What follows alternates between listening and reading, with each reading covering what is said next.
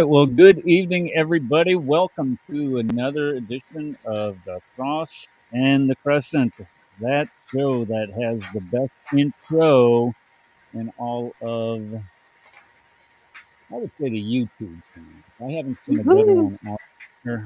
The only problem is that the developer of that does not receive any royalties from this station, um, because the station doesn't get any royalties to pay said developer. But we appreciate you doing that. Boy, we got a full house already. My goodness, look at here. I don't know who that is. Um, does anybody know this? Calvin Flowers. Does anybody know Calvin?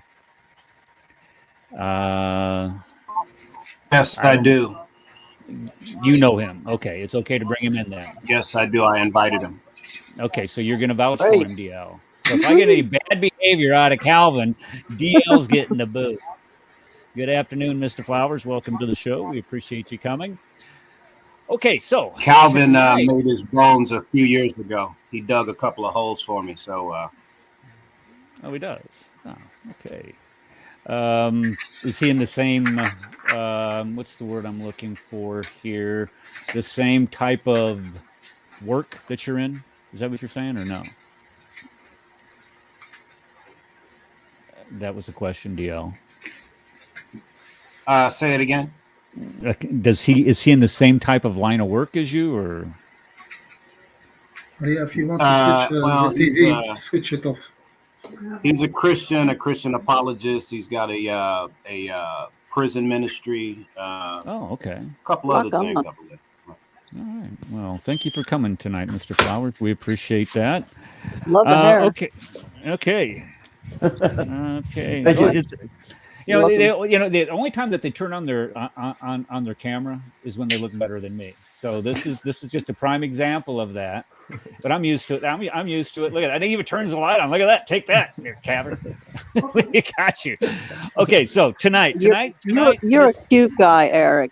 Oh, You're thanks. a cute I guy. appreciate that. Okay.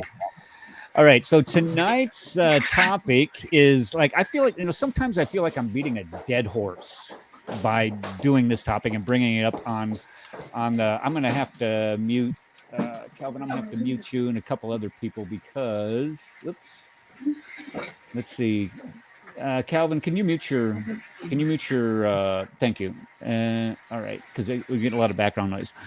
What I was saying is that sometimes I feel like I'm beating a dead horse with this argument, and the reason is because when we start voicing We still our hear the objection, background. I think it's Yahya. maybe Yahya, you got background. Let me mute myself. Okay, there. Okay, thank you. Okay. Perfect. Okay, what was I saying? I had a train of thought going here, and every time I got a train of thought going, okay, the reason why I say it, I feel like I'm beating a dead horse here is because we do talk about this subject frequently. And the reason why we bring up this subject frequently is because it clearly demonstrates from our view that Muhammad could not have been a prophet, because no man with any amount of character, decency, would have done this one thing to anybody, especially a little girl.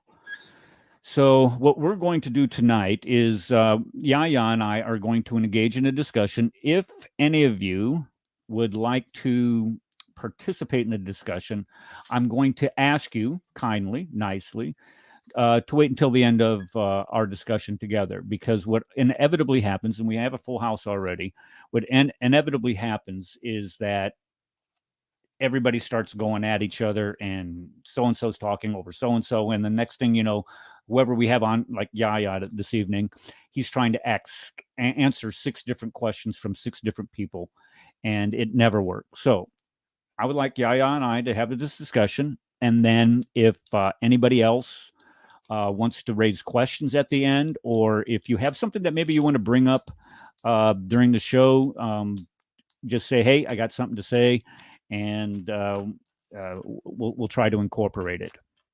Okay.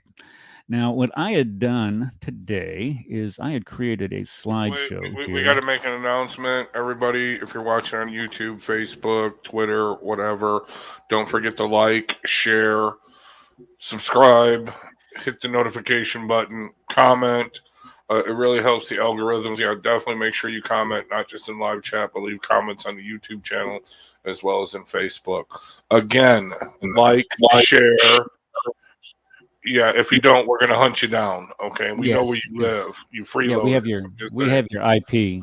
We have No, we have it we all. don't have the IP. That's just a lie. I'm We sorry. don't. Okay.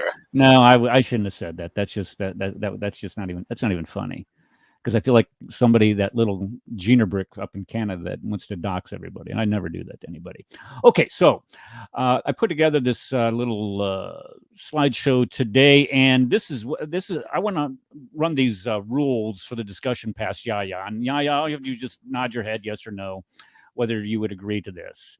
All right, so raising your voice is an automatic victory for your opponent. So if I start yelling at you, you win. If you start yelling at me, and I've seen your demeanor, you're not a person who yells. So I would think that if anybody's going to lose on this one, it'd probably be me. The other one is, going off topic is declared a win. So if we're talking about the age of Aisha and you want to start talking about the cost of peanut butter in London, I win. And then the third one is insulting your opponent is not only a win, but you get ejected. So if you start calling me a kafir, ignorant, or whatever you want to, label that, I win, and I get to give you the boot. If I call you anything other than a decent human being, then you win, but I can't eject myself because I have control of the keyboard here. So, and we also have a way to, here, let me show you. I'm going to get this off here. We also have a way to express our wins here. If I win, can I play? Paul, is it okay if I play this? Paul? Go ahead. You're free to play, yeah. Okay, so if I win, I'm going to gloat, and here's what I'm going to play. All right, now I want you to watch this. Here we go. That's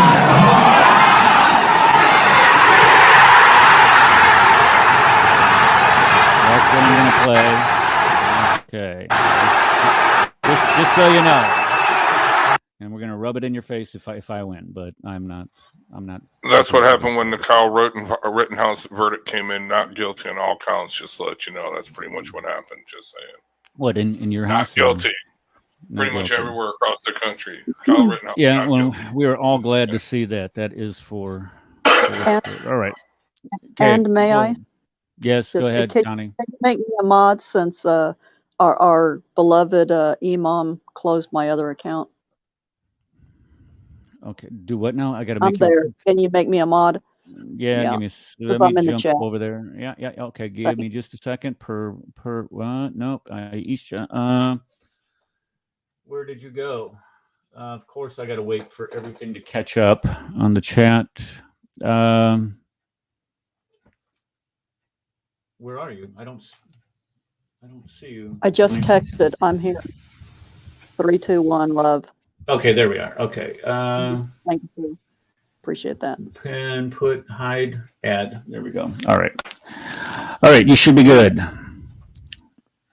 All right, let's go ahead and go back to this. What I'm going to do is I want to go ahead and sort through some of the evidence for Aisha being 9 years old. And there's a lot of it out there. And I told Yahya that I was going to do this. And what I wanted to start off with was why it matters. Why does this matter? Because Muhammad is supposed to be the pattern of conduct for Muslims for all time. So if Muhammad did it, you can't prohibit it, with the exception of marrying 11 wives or a few things. But for this, if Muhammad decided to marry a 9-year-old prepubescent little girl, then it's okay for other people to do it.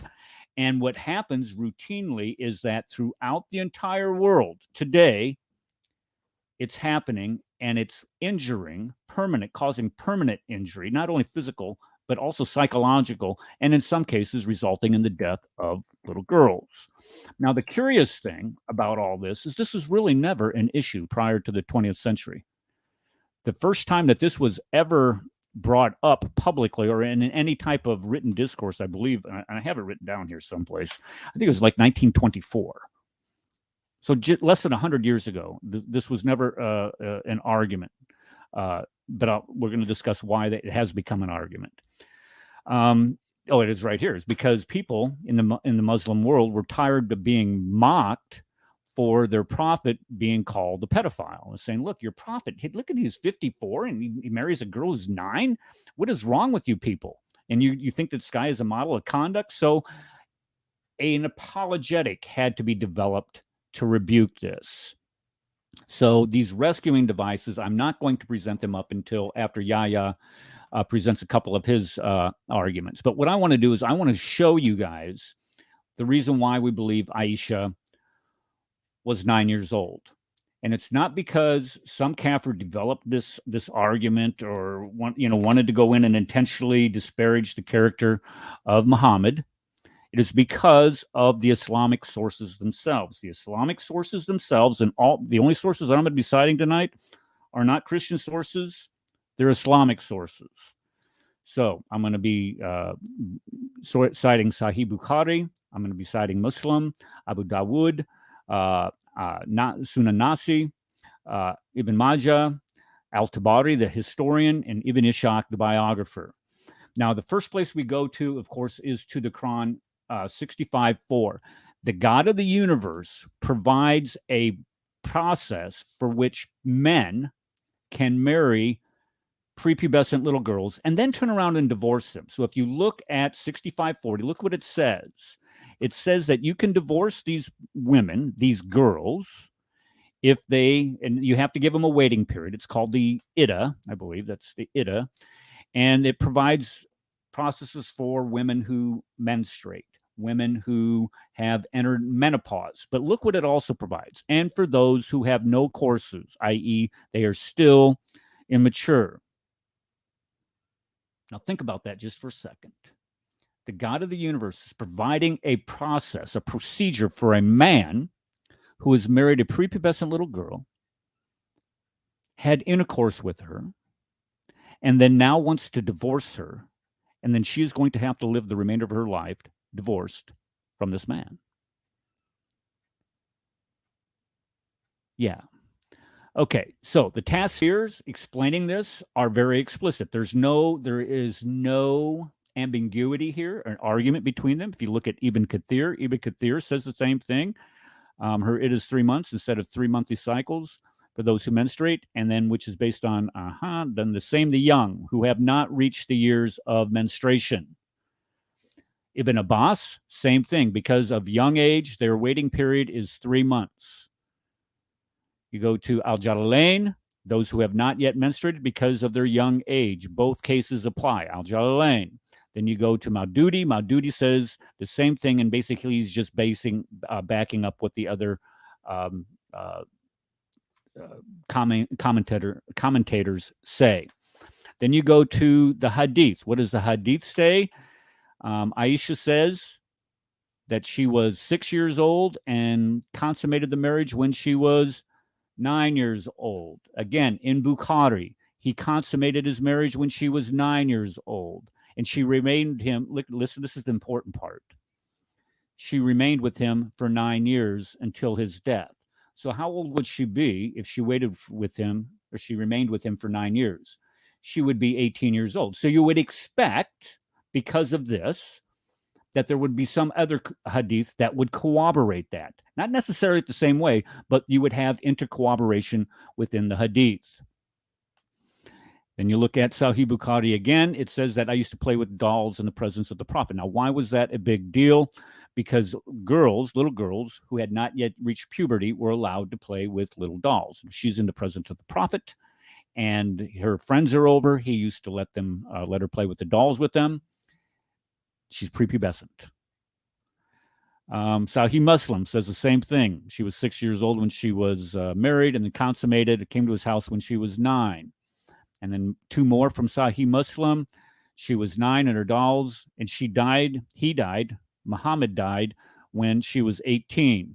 And again, it says that he took her into her house when she was 9, and Muhammad died when she was, I said 19 up here. It's 18. She died when he was 18. So you have 2 hadith, Sahih hadith. These are all Sahih hadith saying that Muhammad died and Aisha was 18 when he died. And then since she was 18, she was with him for 9 years, according to another hadith. That would make her 18. So that would mean that she's moved in with him and started all this when she was 9. The math works out. It says here in Sunnah Abu Dawud, had intercourse with me when I was 9 years old. And this is a little reminder to that imam down in Texas. You might want to fix your book when you tried to say that there was no eyewitnesses to this consummation of the marriage, because we have it, and we'll be more than happy to post it on Amazon. Okay, then you get to Sunan Abu Dawud. It says he used to play with dolls, played with her. So no, carefully, this is not saying I had intercourse with Aisha. And we're not saying that he had intercourse with Aisha in the presence of her friends. She's just saying that their friends would come in the presence of Muhammad, and they used to play with dolls. Again, Sunan Abu Dawud, she was 9 when they brought her in. Sunan Abu Dawud, she was playing on a swing when she was 9. Sunan Anasi, 6, and had intercourse with her when she was 9.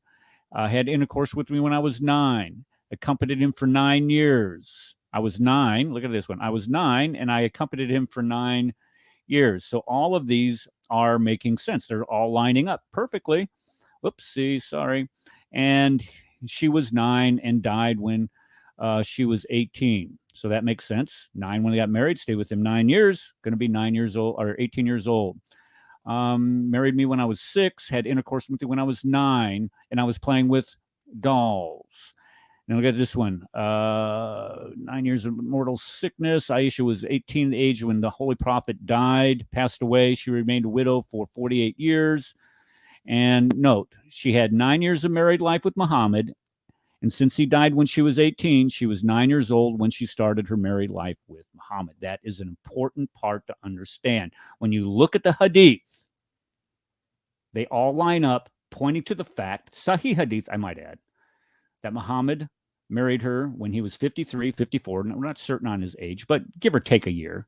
It doesn't really matter, because anything when you're at that age and you're marrying a prepubescent girl anyway, that is just not the type of behavior that you would want to call sunnah for anybody. It's backed up by the hadith. Then you go to, again, you have Sunnah al-Najah. I'm sorry. Showing my thing. Okay. 9 when she went into Muhammad's house. At 9, was 18 when Muhammad died. We go to Ibn Ishaq, the biographer. Now look what he says in the biography. This is on page, what was this? Page 688. I looked it up. It's there.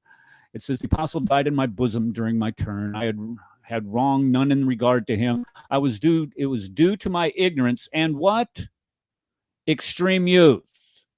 So if she's in her late 20s, mid 30s, that's not extreme youth, like some people want to say, when he died. So if you want to say, oh, well, she was 16, she was 18, she's not in her extreme youth by any measurement of the fact, because the average lifespan back then was around 37 years old anyway.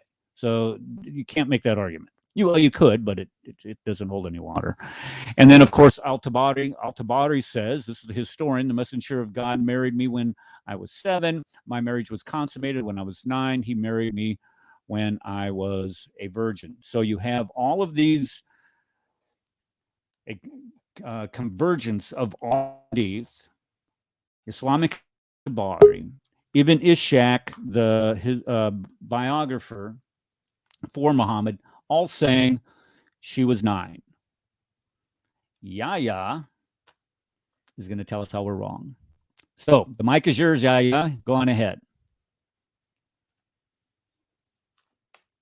Okay, you're muted. I got to unmute there. Okay. There we go. Now I can hear you. Go ahead, sir.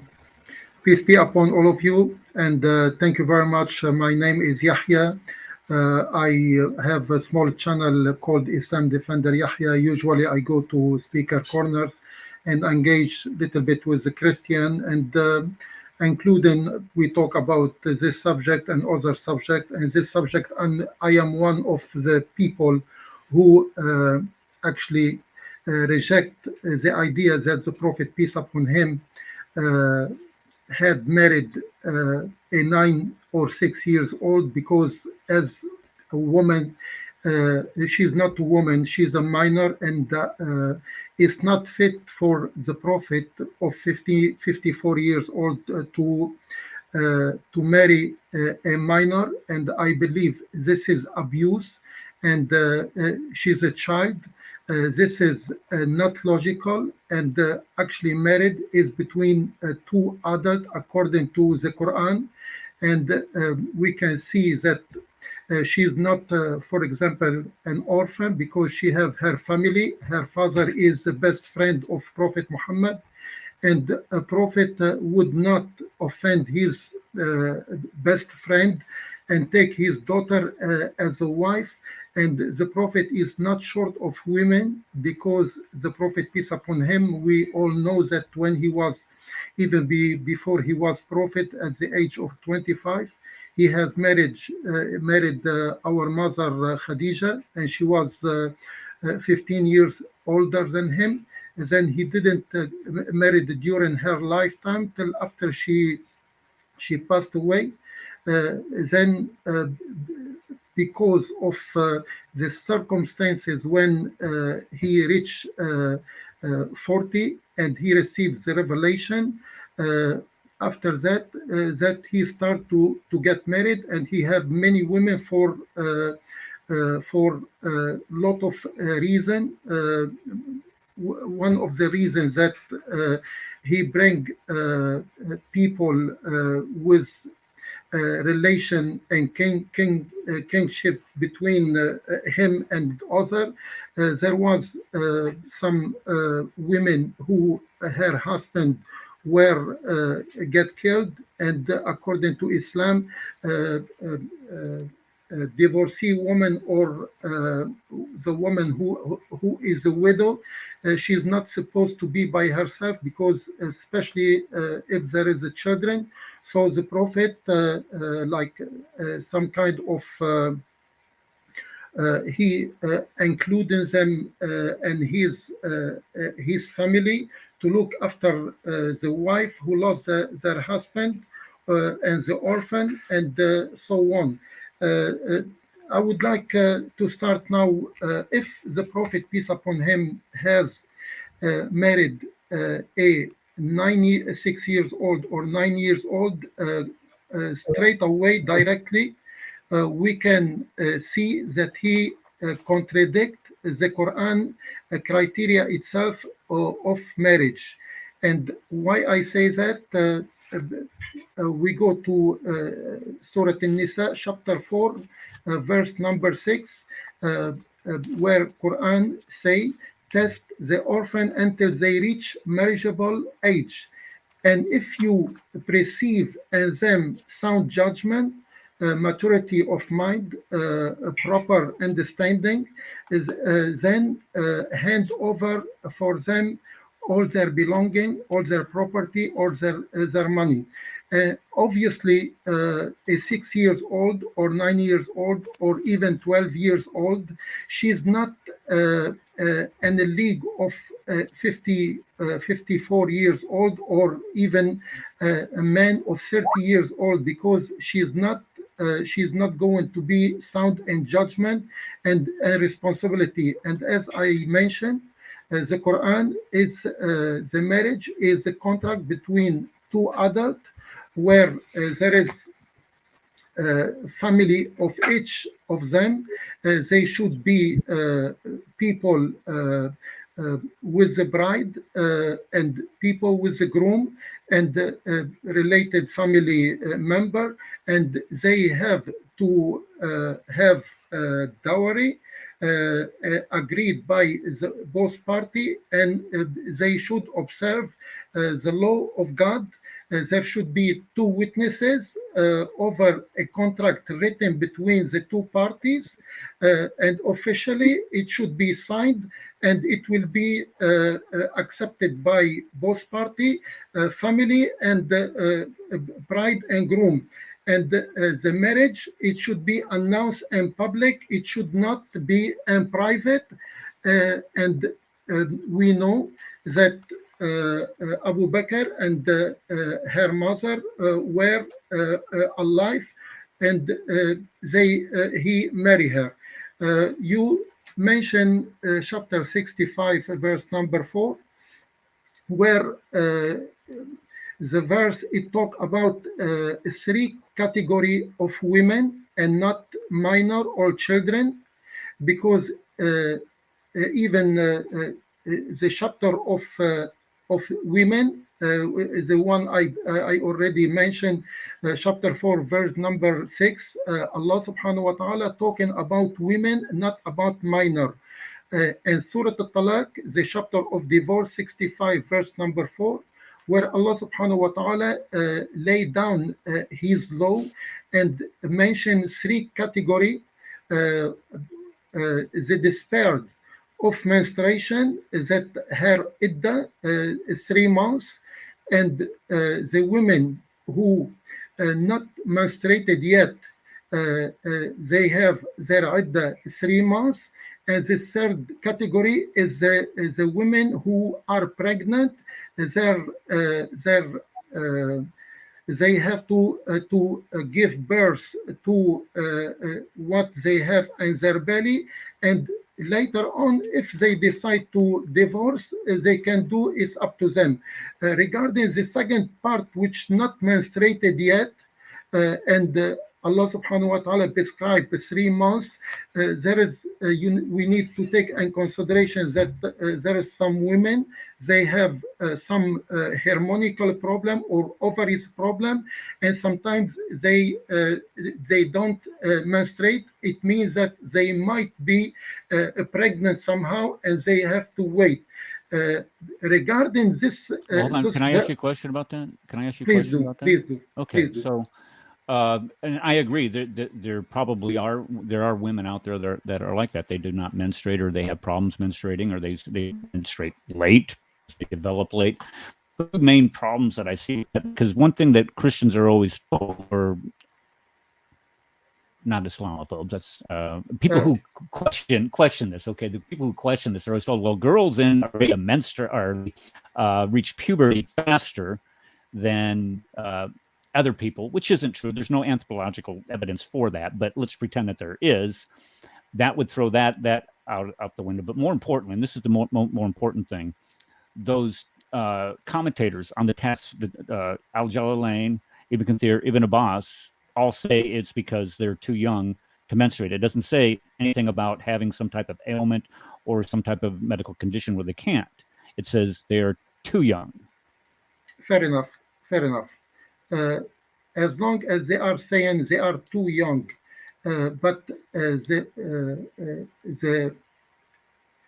the chapter here is talking about nisaikum and not your children, so they are already women.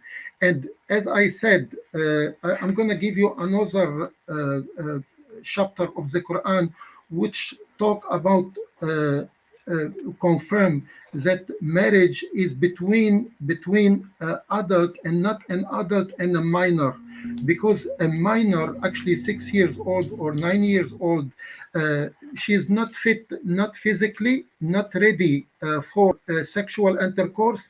Even if a man of 55 years old fell on top of 6 years old, he will crush her to death. And if we think about it's if a 54 years old sleeping with a 6 years old, he will kill her if he really do intercourse with her.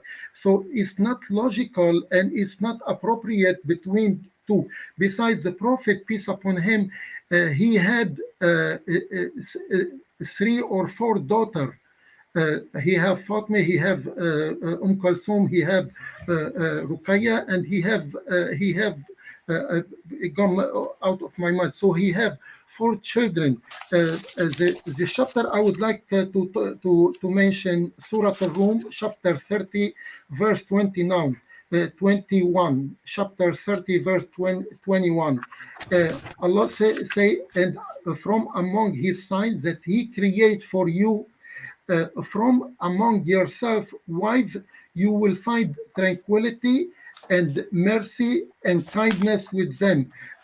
What kind of marriage between a 54 years old and 6 years old, because as you mentioned, she is even playing with her doll with her friend. So it's not logical for a 50 years old but to actually look after them and, as an orphan or as children. It's not fit for not the prophet. It's not fit for a man normal to look in a bad way to a child in a sexual way. And if I am 58 years old, if I know a man looking at 6 years old and in a bad way, a sexual way, and harassing her, I would kill him myself. You know, you mentioned.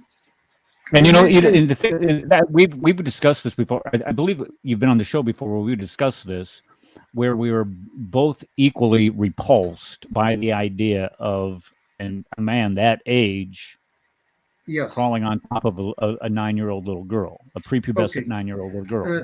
Now, I'm glad that you admit that, but I just don't. I'll listen to your argument. Go ahead. uh, um, uh, uh, actually, all the narrator who narrate the hadith of 6 years old and 9 years old, we start with Bukhari. By the way, any hadith for anybody, if it contradicts the Quran, I would reject. Why? Because the Quran is the scale for any hadith, and Allah subhanahu wa ta'ala, his hadith of the Quran is the best scale for us as a Muslim to take on. Bukhari, he came almost 195 years after the Prophet. He collects the hadith narration from people, and it's there is some hadith are weak.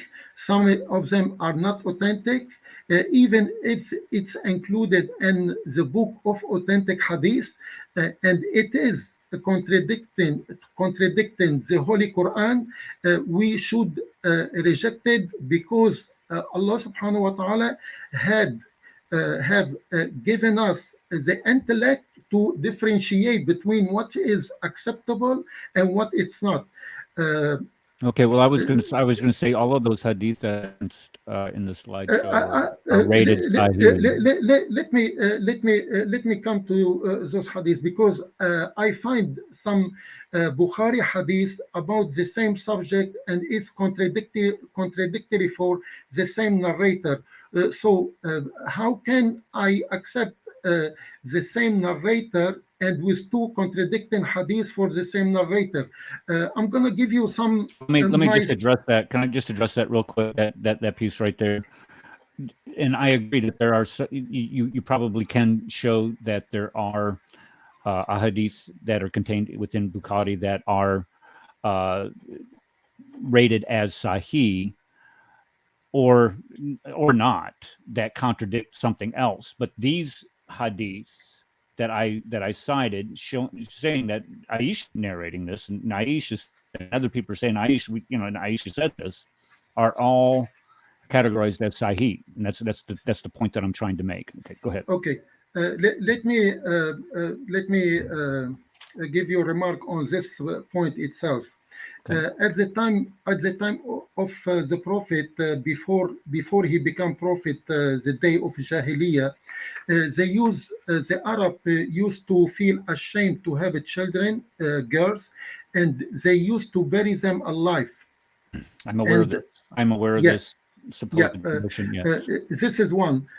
Second point, who at that time would listen to 6 years old, or who would take her word as acceptable in the society?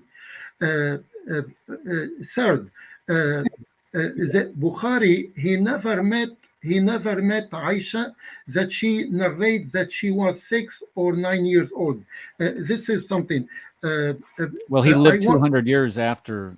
He lived 200 years after Aisha. This is why he never met her. I mean, this is if you're going to trust. If you're going to that trust mean anything, if you're going to trust anything in the Hadith, you have to accept these chains of narration and accept the fact that okay, Bukhari, Sunan Dawood, Nasi, Tamidi, all these guys never met okay. met I agree. Muhammad or Aisha because they lived 2 centuries after the fact. So they're commenting based on what we would call hearsay. And I'm going to just be honest with you. I don't trust the Hadith to begin with. But the fact is that 1.6 billion Muslims do. So what I'm doing is I'm using your sources to demonstrate what your sources say, that Muhammad was 54 and she was 9 years old. I agree with you. I agree with you, and I know it is in our sources, and this is why I put any hadith on the scale of the Quran to disapprove or approve the hadith. While I have At-Tabari, volume 4, page number 50, Dar al-Fikr, it says that all 4 children of Abu Bakr from his 2 wives, they were born pre-Islamic period. That means before 610. So all the children of Abu Bakr, he have Asma, and he have Abdul Uzza and Abdullah from Qutayla. This is one wife. The other wife is Roman, daughter of Amir. He have Abdul Rahman and Aisha. And if we to calculate that they were born before 610, let's say Aisha, she was born 605. The Prophet, peace upon him, received the revelation in 610. So she is 5 years old by 610. The Prophet, peace upon him, we all know that he married Aisha 623 or 624.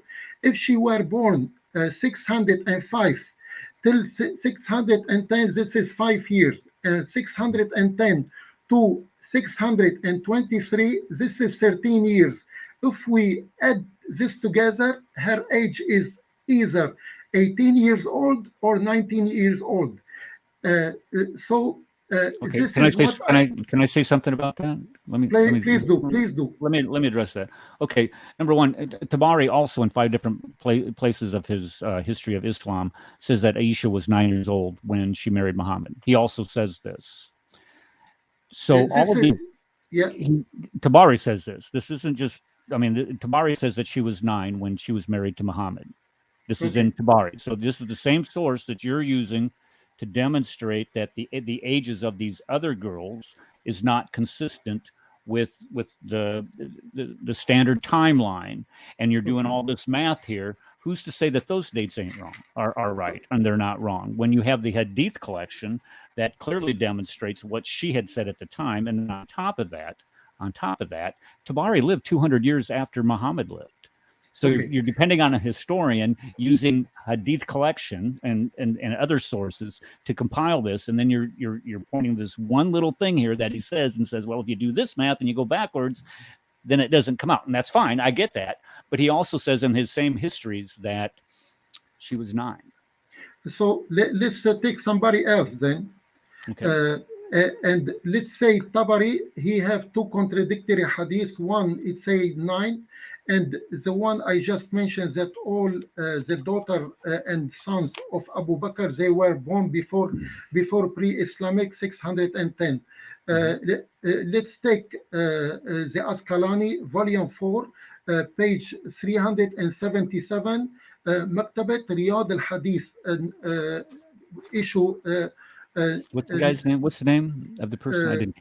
Al-Asqalani, volume 4, page 377. I have as well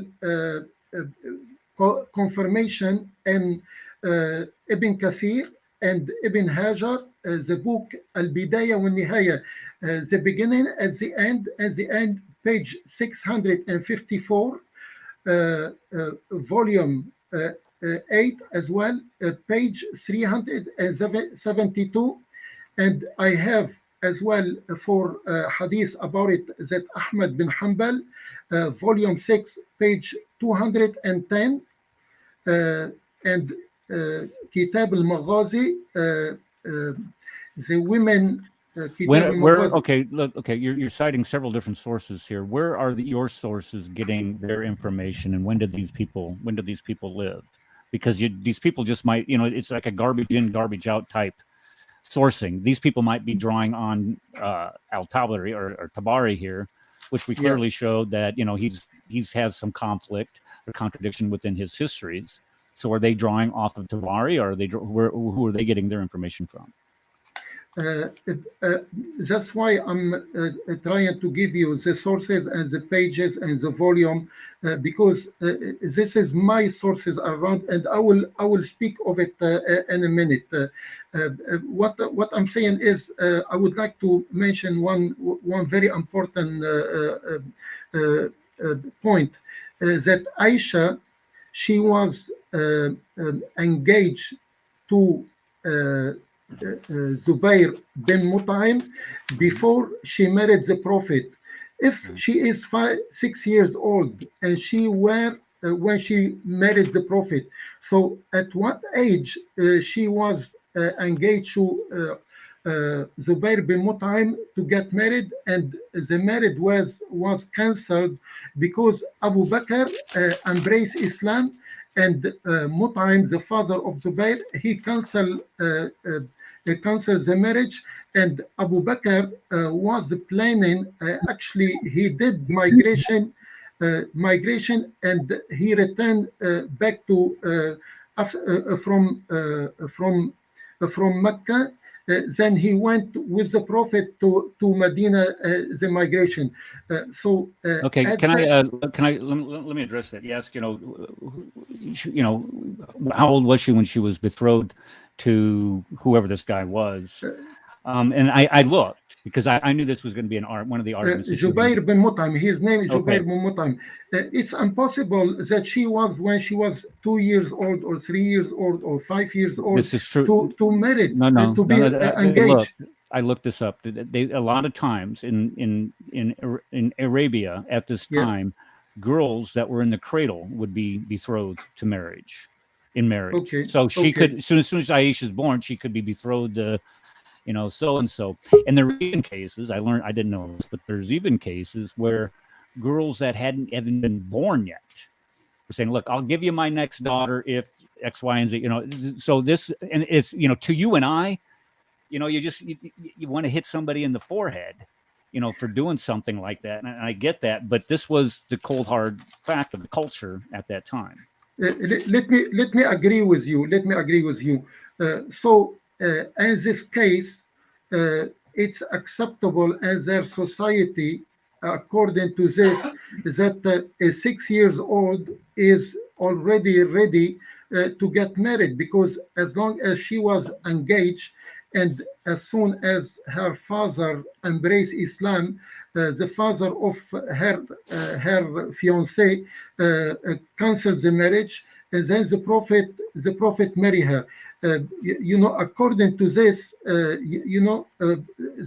that we now we are disregarding the Quran and disregarding so many hadiths and so many that she's not. She is already ready to get married when she is 6 years old. But let me give you some more. Let me address something here. Paul Sutliff, who's a history teacher or an author, is telling me to go to his book, page 78, and he says to go to the 4th paragraph. Oh, I'm on the 4th paragraph, and there's only 3 paragraphs on page 78. Maybe you can. Would you mind if Paul came up and read what he wants me to read? Page 78.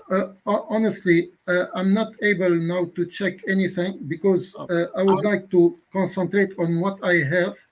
Okay, and, I just want. I just want to read you a quote from an Islamic scholar. What's that? An Islamic historian. Who? Okay, what page are we on? This is from Sheikh Muhammad al-Qadiri, Bakr al-Bajiri, an Islamic scholar from the 19th and early 20th century. And this is what he wrote about Abu Bakr's qualifications for the position of caliph.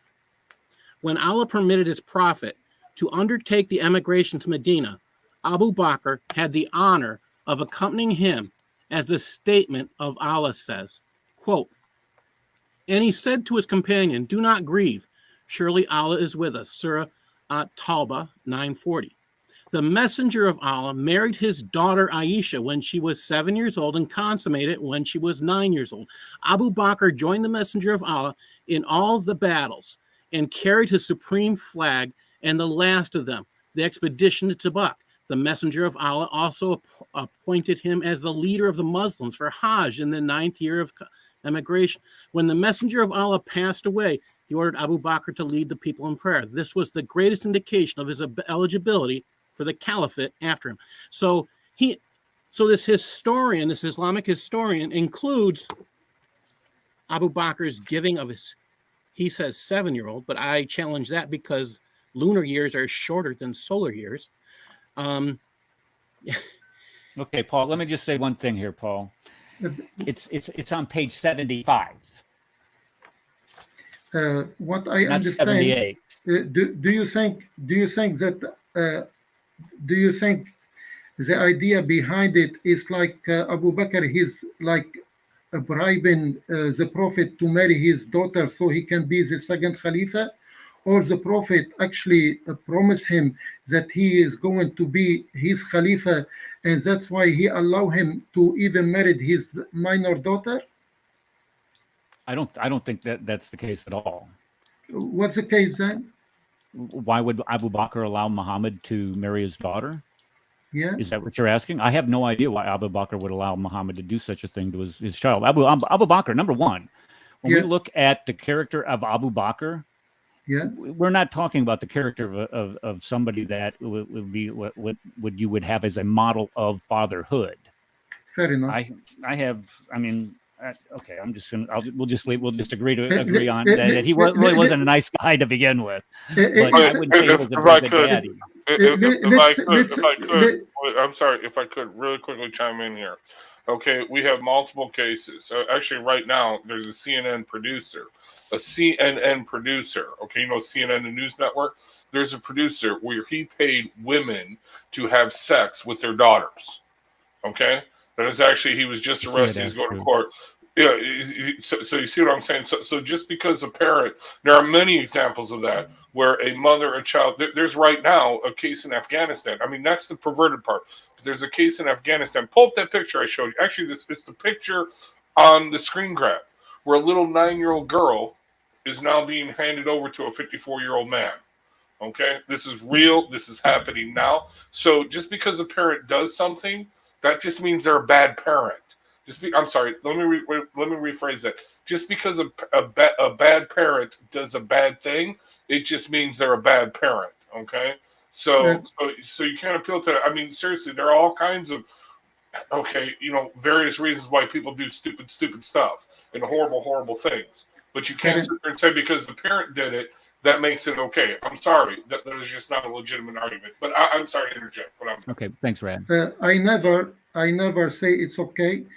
Besides, I don't think that it was the case because we find in Muslim and Bukhari that Aisha she attended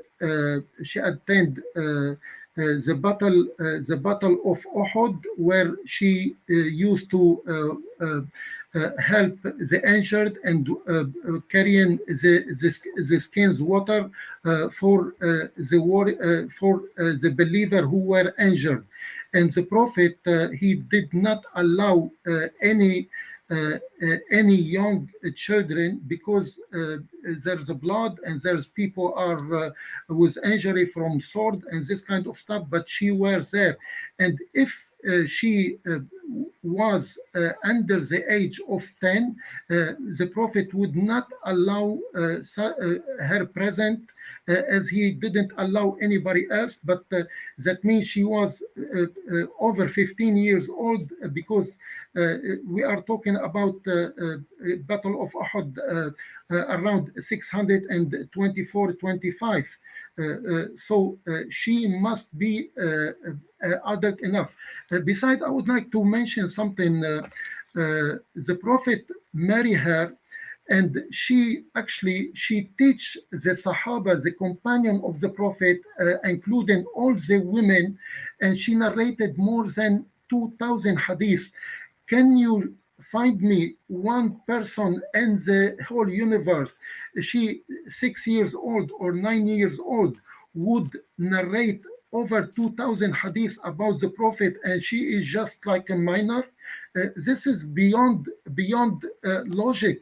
He married her because her father embraced Islam, her family embraced Islam, and she was one of the first children when she was a child to embrace Islam. And when she grew up and she was ready to get married, the Prophet married her, and she lived with him 9 years, from 18 years old to 28 years old, 27 years old, when the Prophet, peace upon him, died 633. Okay, do you have a hadith that where Aisha is narrating that she was married when she was 18 and Muhammad died when she was 27? Because I have Sahih hadith here that say that she was 9 when she married Muhammad and that she was 18 when he died. So I understand you want to keep making this argument, but what I'm asking you to do, I'm just asking you to give me some type of clear narration where it says that she was not 9 years old. Okay, that's why I asked. Do you? I guess you are. I'm 50 years old, 58 years old. I guess maybe you are, and you're 50. Have you ever come across? You say I'm 50? 49, 47. I'm 57. 36. I'm 57. I'm only you're older than me. You got. Okay, fair enough. What I'm saying is, have you ever come across a 6 years old? She can narrate. People come for her to teach them about and can narrate 2,000 hadiths about the Prophet, or she can teach men and women about a fact of the Quran, which been being sent to her husband. Okay, I'm going to play the. I'm going to play the. Okay, I'm going to play the off-topic cheering section for me, but I'm kidding. I'm not going to do that to you. Okay, you asked a question. Okay, number one, after Muhammad died, who did everybody look to? Did they look to Abu Bakr, or did they look to Aisha, his favorite wife? After Abu Bakr died, and Umar becomes caliph, did they look to Umar or did they look to Aisha? When Uthman became caliph, did they look to Uthman or Aisha? The fact is that she provided a consistency along the way. And this is, if you are to believe the hadith, which I don't, because they were written down 200 years later by people who had no idea who, I mean, if you want to put together a book of what we would call a classic case of hearsay, that would be it. But whose words would you trust the most? You would trust those who were closest to Muhammad. And are those words always going to be exactly what she said? Are those words always going to be some type of denigration of oneself? No, they're going to elevate themselves. So you would naturally think that she would be elevated to some higher status, and any hadith that would be developed, because this is, what do we call that when stories get bigger and bigger as time goes on? There's something, I can't remember what it is we call it, but these stories grow and the importance of people grow as these stories are told as time goes on. And this is what you get with Khadijah. That's what makes better sense to me than her being this wise sage of 9 years old. And let's face it, she wasn't given guidance to women when she was 9 years old. If she was given the guidance to women, it was after Muhammad had died, where she's much older, and it's only being ascribed to when she was was before that. Embellish. I Thank you, Anna. Embellishment. Anna, you're on it. Thank you. regarding I have the hadith of Khawla when she suggests that the Prophet, after his wife died, Khadija, to marry a bikr. A bikr, that means Version. between 10 and 15 years old, not under, because somebody is saying something. I was shaking my papers. I'm sorry. Yeah, sorry. You know what I did? and And I'm going to tell you, this- yeah, I'm going to just be perfectly honest. I downloaded your playbook today. Fantastic. Okay. I'm sorry. Fantastic. Okay. Go ahead. I'm just. Yeah, what I'm talking about that Khawla, she suggests to the Prophet to marry a bikr, and after Khadija's death, and she referred to Aisha. Bikr, that mean like you know, you have Jariya and you have Bikr. Usually we say Bikr for the first child of the man, that she is the eldest, an Arabic term. And Jariya, that means the one who is still playing with dolls and this stuff. And she mentioned Bikr. And this is, we find in Ahmad bin Hanbal, I have volume 12, but I don't, to be honest, I don't have the right page and the hadith. And I have there was a comment on that what a bicker was. Are you saying that a bicker is not a virgin? No, bikr is, it is a virgin. It is the but virgin. Okay. It is a All right. virgin. And by the way, the Prophet, peace upon him, has 11 wives. Our mother Aisha, she was the only virgin between all of them, and she actually she was so proud of being like this. Yeah, it's actually one of the hadith that I had read earlier. It's that she made the point to say that she was a virgin, and she was only 9 years old. Yeah. There is this we find by the way, in Bukhari volume number 5, we find this hadith. Aisha said, I was Jariya between 9 and 13 when the chapter of Al-Qamar was revealed.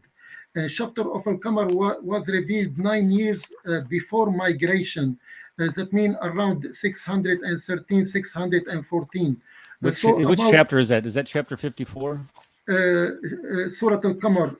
I'm not sure. I don't memorize it by that. Okay. Anyway, note it down.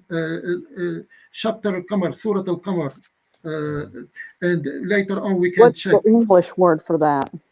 What's the English word for that, Yahya? It's moon. Qamar, the moon chapter. The moon chapter. Yeah, it's Surah 54. Surah 54. Thank you. 54. John. This chapter was revealed 9 years before migration, like 614, 613. So about 9 years before marriage, Isa was between 9 and 13 years old already. So she was between 15 and 21 old when she got married. This is according to my calculation myself as well. By the way, Okay. you are right. Do you have a source that dates that when that chapter was revealed? You know, the sources I mentioned before, it's included between Ibn Kathir and Ibn Hajar. The beginning at the end book, and the Tabari volume 4 page 50, the Asqalani volume 4 page 377, and this is Ahmad bin Hanbal volume 6. Okay, well, 6, okay, page 210. I get the argument that that she was such age when this was revealed, but nobody really knows for sure when that chapter was revealed. That's the problem. And those people that are asserting a certain date or ascribing a date to that chapter have as much credibility as these other people who have written these other things about Aisha also. So it's essentially just this whole mix of things that you're bringing up here. What I'm asking for is some clear hadith saying that she was not 9 years old and that she was older. She was 14, 16, 18, whatever age you want to ascribe to her. Something out there that clarifies that says clearly her age was, because I cited a dozen hadith at the beginning of the show, showed you who said it, and gave you 5, 6, 7 different people who cited these things, and and I believe me, God love you for doing this, to trying to justify the unjustified, or to try to have people realize that this unjustifiable thing that Muhammad did, according to Islamic sources that I have cited, did not happen. But the issue is that there isn't anything out there, because if there was something out there, because this argument's been going on, you and I know this argument's been going on for 100 years, ever since the Western world came into direct contact with the Muslim world, and the age of consent of Aisha, the age of Aisha had become widely known among Western Christians. Muslims were embarrassed, and they were sick and tired of being dogged out about it. There was, I read an article about it today, and the guy was just sick and tired of this. So what he decided to do is start developing an apologetic to refute that. And a lot of his arguments are in this paper right here. Now, I don't know if you, and then I was saying this is your playbook before is not necessarily true, but this is a large article that these arguments come from. If you allow me, there's the hadith regarding that the sister of Aisha, that she Asma? was 10, Asma, she was 10 years old, Right. 10 years older than Aisha. And Asma, she died 73 years after migration. 73 years after migration. And where does that information come from? I'm going to give you but let me just give you what I have written down over here. So Asma, she died 73 years after migration, and she was 100 years old. She was 27, 28 years old at migration time. So around 623. This give us the implication that Aisha was 18 or 17 years old that last word at the time of migration. Okay, you said it was the implication, but okay, all right, go ahead. Yeah. Because from the age of Asma, if we do a calculation as I did before with the hadith that all the children of Abu Bakr were born before 610, this is actually confirmed, because be careful when you say you're cutting off. Looks like we lost her. So I'm going to chime in here real quickly, because he freezes. He's going to have to read, but he'll come back in. But really quickly, okay, I just want to comment on some things that you said regarding Aisha delivering 2,000 hadiths, right? Do you agree? Over 2,000 hadiths. Over 2,000 hadiths. Do you agree? Well, first of all, you agree that Aisha was much younger than Muhammad, right? When they were married, right? Okay, I mean, she wasn't his age. Okay, he was 54. I believe that she was 18 years old. Yes. Okay. Well. Okay. I have heard Muslims state that it was Allah's wisdom, okay, that Aisha be married to Muhammad, so she could narrate these hadiths, so she could remember the Sunnah of the Prophet and tell the Sunnah of the Prophet. I mean, have you heard this? I mean, do you think that that's a logical, reasonable Islamic argument regarding the reason, Allah's wisdom in the young age of Aisha, whether you believe she was 18 or 9, whatever. Okay. I believe there's a lot of reasons why Prophet Muhammad chose to marry the daughter of Abu Bakr, and I was thinking the same. Why didn't he marry Asma, which Asma she was older 10 years than Aisha? Why he chose Aisha, not Asma? And it come across my mind. but for some reason, Allah subhanahu wa ta'ala want him to get married with with Right. this virgin, rewarding. So it was a reward. It was a reward for him. So then, It partly reward because her father uh, was like best friend, and he support and he believes the prophet, okay, and he actually gave his wealth believing as the prophet. That's why he okay, called us Siddiq, and I don't doubt that he done it. He done it to. For example, he gave him his daughter as a price for his truthfulness, but he believed the prophet was the prophet of God, and he believed him truly. And the prophet, peace upon him, he loved her father and he loved her more than his wife, all his wife. okay, Even but he, yeah, my question is the common Muslim argument that I have heard, okay, is ultimately the reason why Allah, it was Allah's wisdom that Muhammad married Aisha so young, so she could, because young people do retain a memory a lot better than older people. Okay, the memories are kind of fresher. I mean, if you think back to your memories of your youth, they're fresher as opposed to memories, 5-10 years ago. Okay, they're fresher, they're more vivid for some bizarre reason. Okay, but the reason why he did this was so that Aisha, a young girl, could maintain that memory of the Sunnah of the Prophet and write those 2,000 plus hadiths. Do you see what I'm saying? Would you agree with that? I mean, I don't know. It's a common Muslim argument. Okay. uh, you know, I agree, and my opinion is whatever Allah subhanahu wa ta'ala destined for the prophet, he destined his companion, he destined his wife, he destined everything, Okay. and he was the one who as we say, the agent of the affair of everything. Can And I? the prophet, Wait. peace upon him, just 1 second, Okay. the prophet, peace upon him, when he advised people to get married, he said, تنكح المرأة لأربعة. The women take as a wife for four, like her lineage, her beauty, her money, and her religion. And the prophet, peace upon him, he advised that take the one who have basic religion and faithful, because this is the one Well, that's which, good. That's good. That's good. yes. No. That's good. But no. So my point is I want to conclude with this because I know Eric wants to jump back in.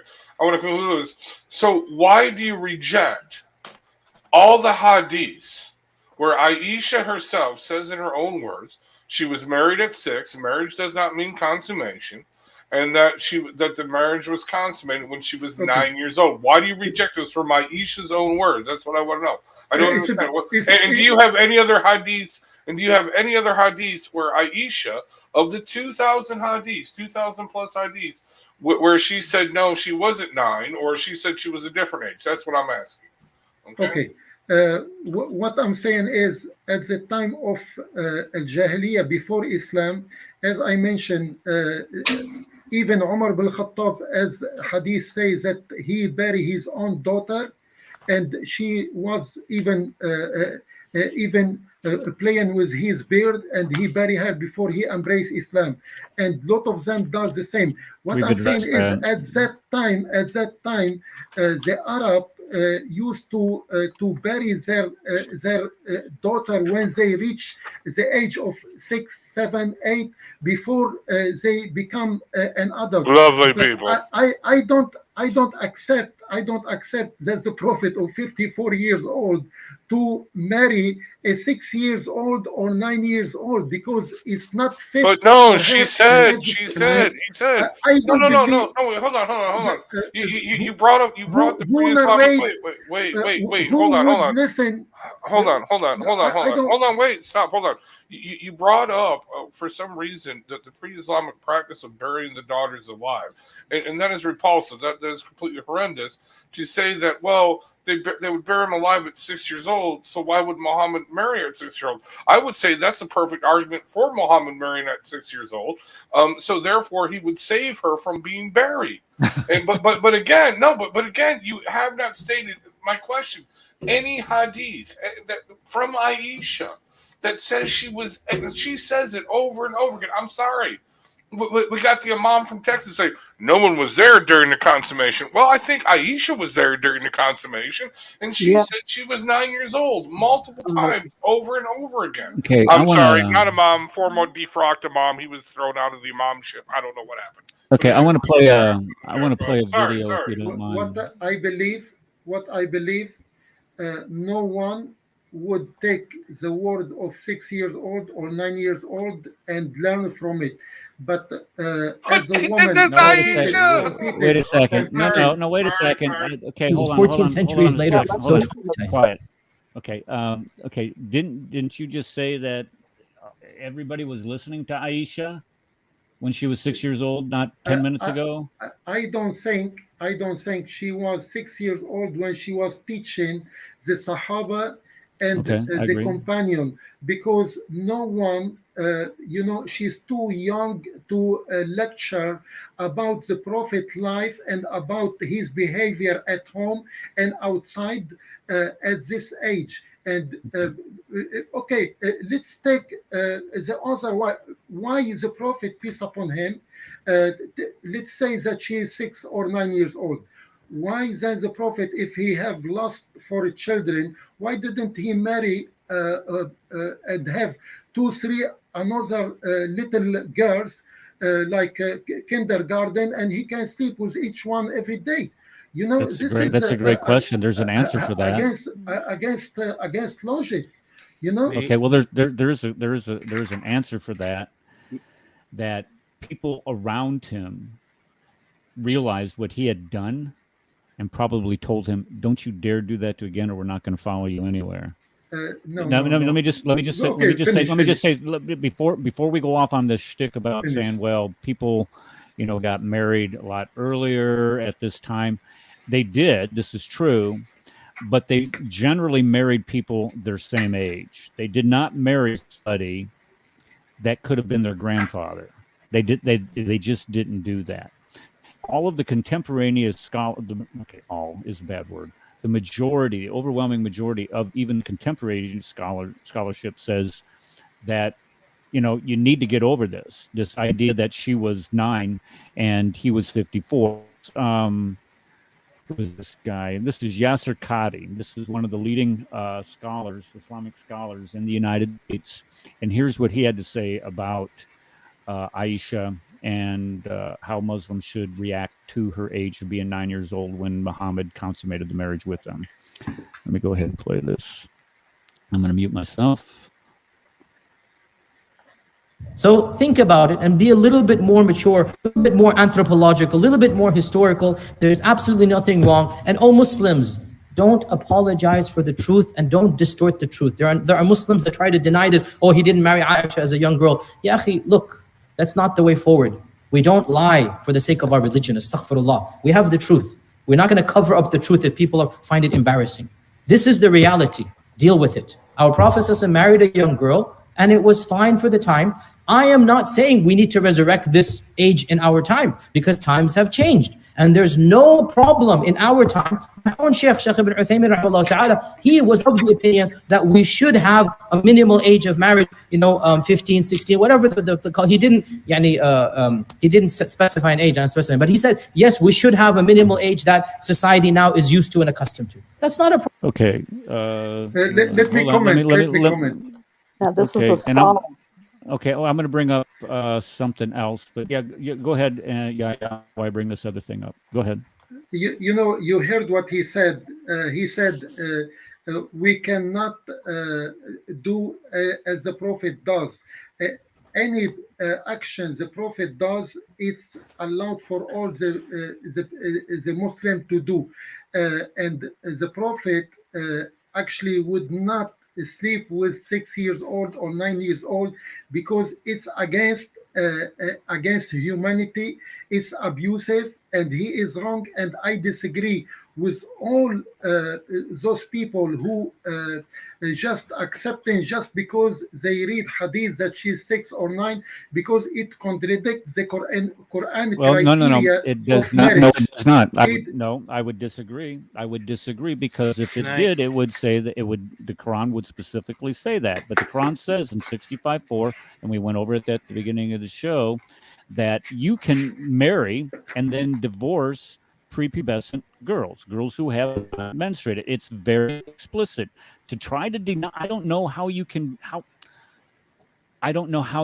deny that when it's that explicit, and all of the most notable compilers of Tasfir agree with it.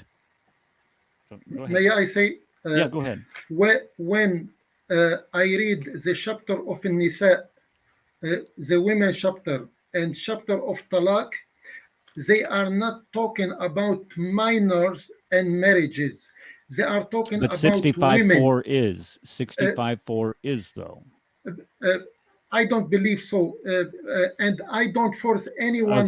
So are you anyone. you're disagreeing with Ibn Kathir, Al Jalalain, and Ibn Abbas, all those jokers. And Muslim Khan. Look. I disagree with anyone, whoever he is, as long as it contradicts the Quran itself. And the Quran is talking about women. And when we say women, we are not talking about children or minor. With due respect to everyone and myself. Just one second.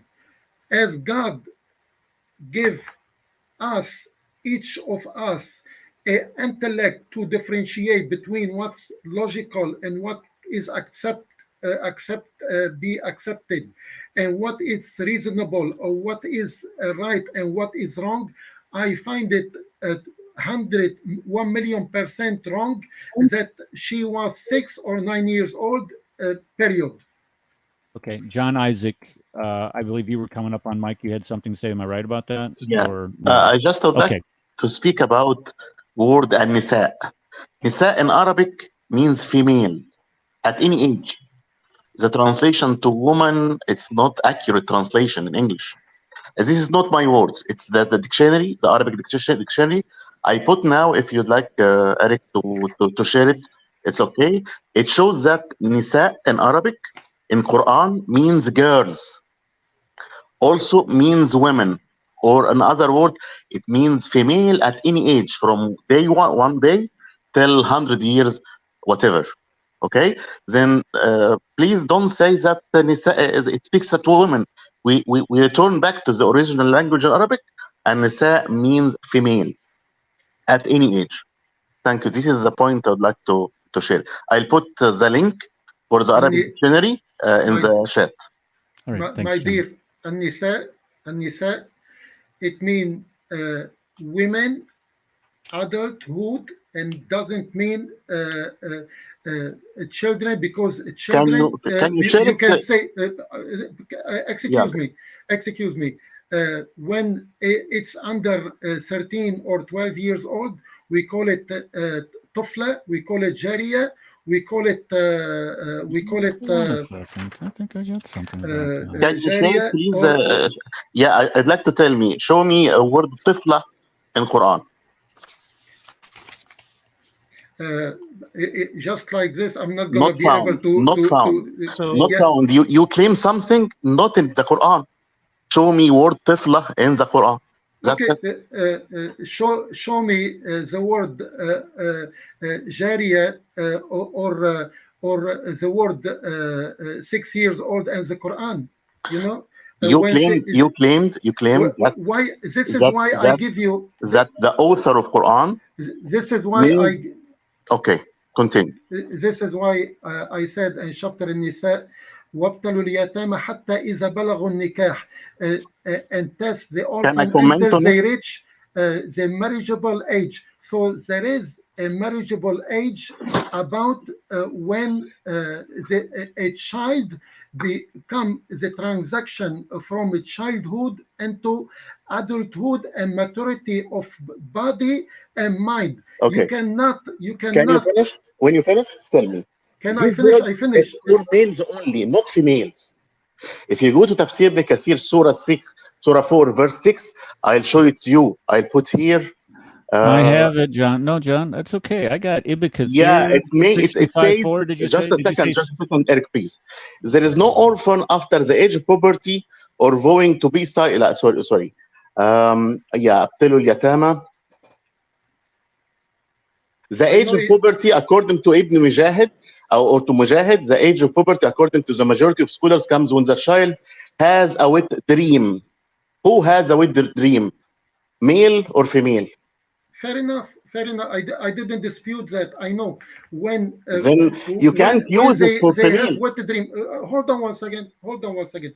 When they have wet dream, that means they are already have their puberty and starts to have their period. That means they are ready. No, marriage. not there. Wet dream is for males, not for females. Wet dream is for males. This verse is for males only, not females. I'm sorry about according the to misunderstanding of the Quran. Hold on one second. So according to you, chapter An-Nisa, the chapter of women, God is given the implication of talking about boys who reach their wet dream. Yeah, and not women. An-Nisa also speaks about Isa. There are verses about Isa in Surah An-Nisa, in Surah Women. So what is the relation between the name of the surah and the contents of it? Nothing. Yes or not? Yes, because the surah, chapter An-Nisa, is long enough to talk about many subjects. Then what is the problem if this verse... Can you allow me to finish before you interrupt? As long as he's talking about test the orphan, so male or female, when they reach the age of marriage, that means there is age of marriage to be reached. Sorry about interrupting. You are saying something wrong. It is for males only. I show you the proof from the tafsir. If you are saying Tafsir Ibn Kathir or other tafsir are wrong, say it loud, and you have your own understanding of Quran different from your own scholars. My friend, it's clearly for males only. I'm sorry, repeat that. And I put the link for the tafsir in the chat. You can go and read it. I have no comment anymore. I don't need to repeat myself. Okay, what is this? The Tafsir 4:6? Is that what you can go to Tafsir Ibn Kathir. You find the speaking about the males. Surah 4 Nisa, Surah 4, verse 6. Okay. It speaks about the males because the verse speaking about you can't give the orphans from the males, give them their money till they reach puberty. But for females, the money will be with the guardians till they marry. Then you get to the husband. Okay.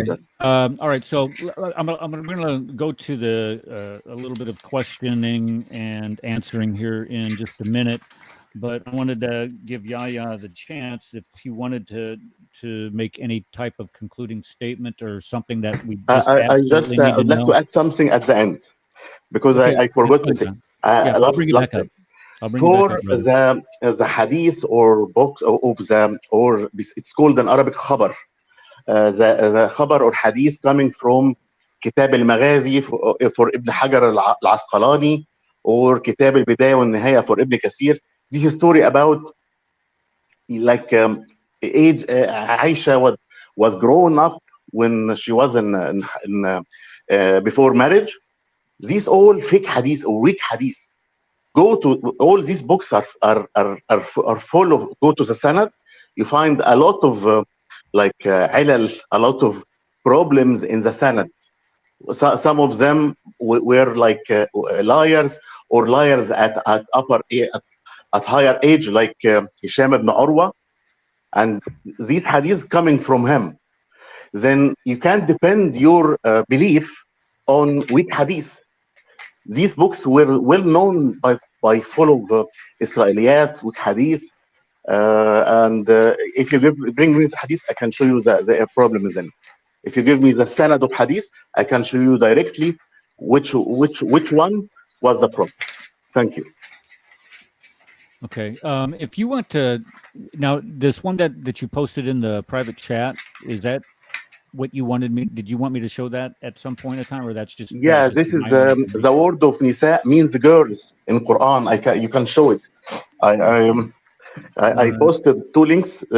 Bring me the upper link, the Okay. longer one, the almaani.com. Okay. Well, I've just brought up. Okay, the shorter one. All right. You're gonna have to explain this to me because it looks like a bunch of scribbling. Yeah, not a problem. Okay. Oh, whoa. Let me. I got to go through this roll again here. There we go. It should come up right about now. Eric, Yeah, can this I is the. say something? Yeah, okay, okay. I show you the go down little. If you can zoom, it would be better. Okay. Yeah, you see here, the third one. Stop here. It is nisa. No. Which Return way? back little. Return back little. What? Go up or Return down? back in zooming. Oh, go back from zooming. Okay. Yeah. There. Go down. Okay. Go down little. Yeah. Stop here. Stop. Okay. You see here, third line from down.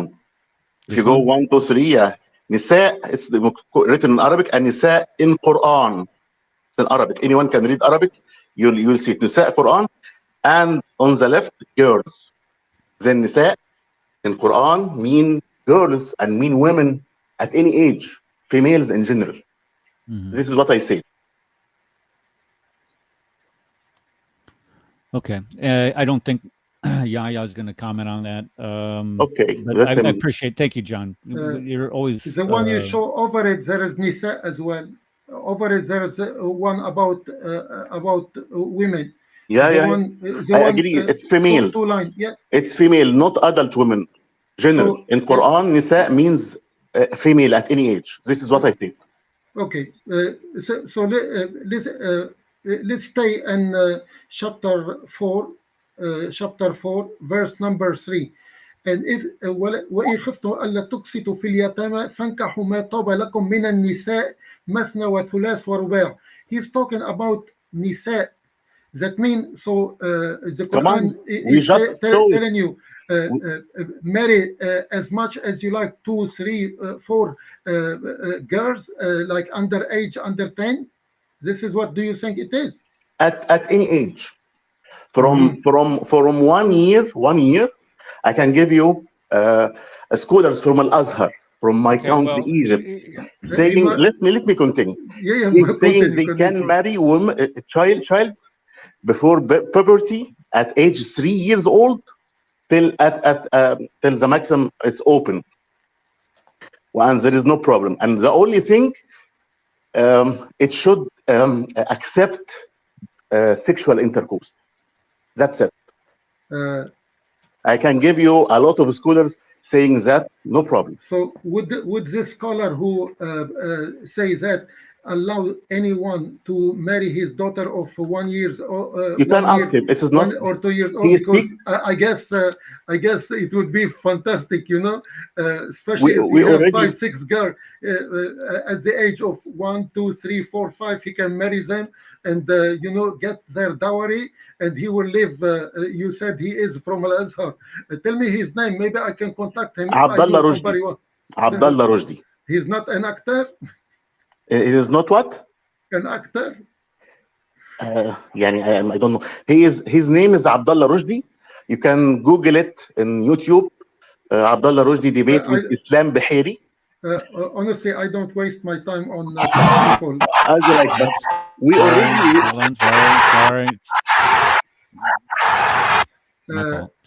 We already told him. If you have a daughter at 3 years old, will you accept that? He never answered, but he said, "I speak about fiqh, understanding of Quran and Hadith gives us this result." This is what he said. Eric, chapter 4.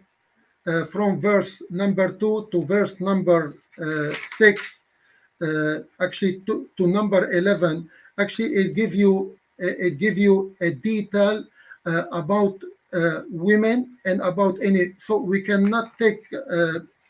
Sometimes The Quran itself, it explains itself. So when we will talk about Quran, sometimes you need to read in context to come to the conclusion at the end. And my conclusion is that Allah subhanahu wa ta'ala talking about not minor, but about people who are physically and mentally, they are ready to be as an equal partner in marriage, because marriage is a bond, thick bond, by in front, witnessed by God and witnessed by other people, and this is the way I understand marriage. And I am against any adult approaching any minor, because this is or due to ignorance and religion, or lust, or this is a criminal act according to me, and that's it. That's it. All right. Well, thank you for that. I would only conclude that, tonight, what I wanted to do is I wanted to see if there was something that we had all missed, something that would contradict all of the Sahih ahadith that I had posted at the beginning of the show.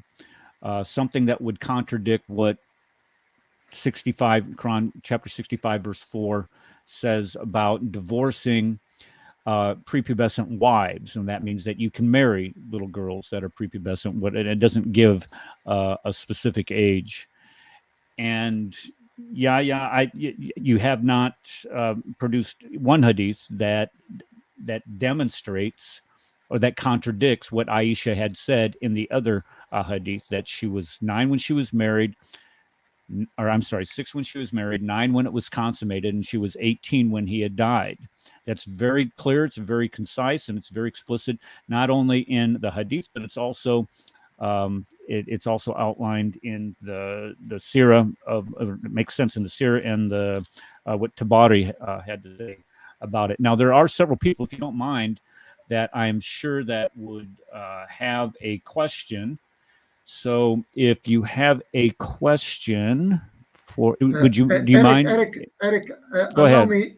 Allow me just one more time. I'm going to give you only the references, and write it down, and all the people are welcome to check those references, because it talk about women, and I will give you the chapter verses. Can you type quick, them into then we can do question. Okay, well, if you would type them into the chat, that would be a lot easier. I don't have access to the chat. Let me just quick give it to you. Chapter 4, verse number 15. Chapter 4, verse number 19. Chapter 4, verse number 23. All chapter 4, verse 34. Chapter 4, verse 124. Chapter 65, verse number 1 and 2. 65, number 4 and 6. And that's all. That's all. Thank you very much for allowing me to 1, 2, 3, 4, 5, 6, 7, 8, 9. 9 verses. Okay. Yeah. All those verses. While everybody's talking, I'll go ahead and I'll post those into the public chat. Yeah. For everybody All those verses actually talk about women, and I don't expect and this verse. Verse number 15 and chapter 4, that women they commit adultery and they need to have witnesses and this kind of stuff, and later on I'm done with this one.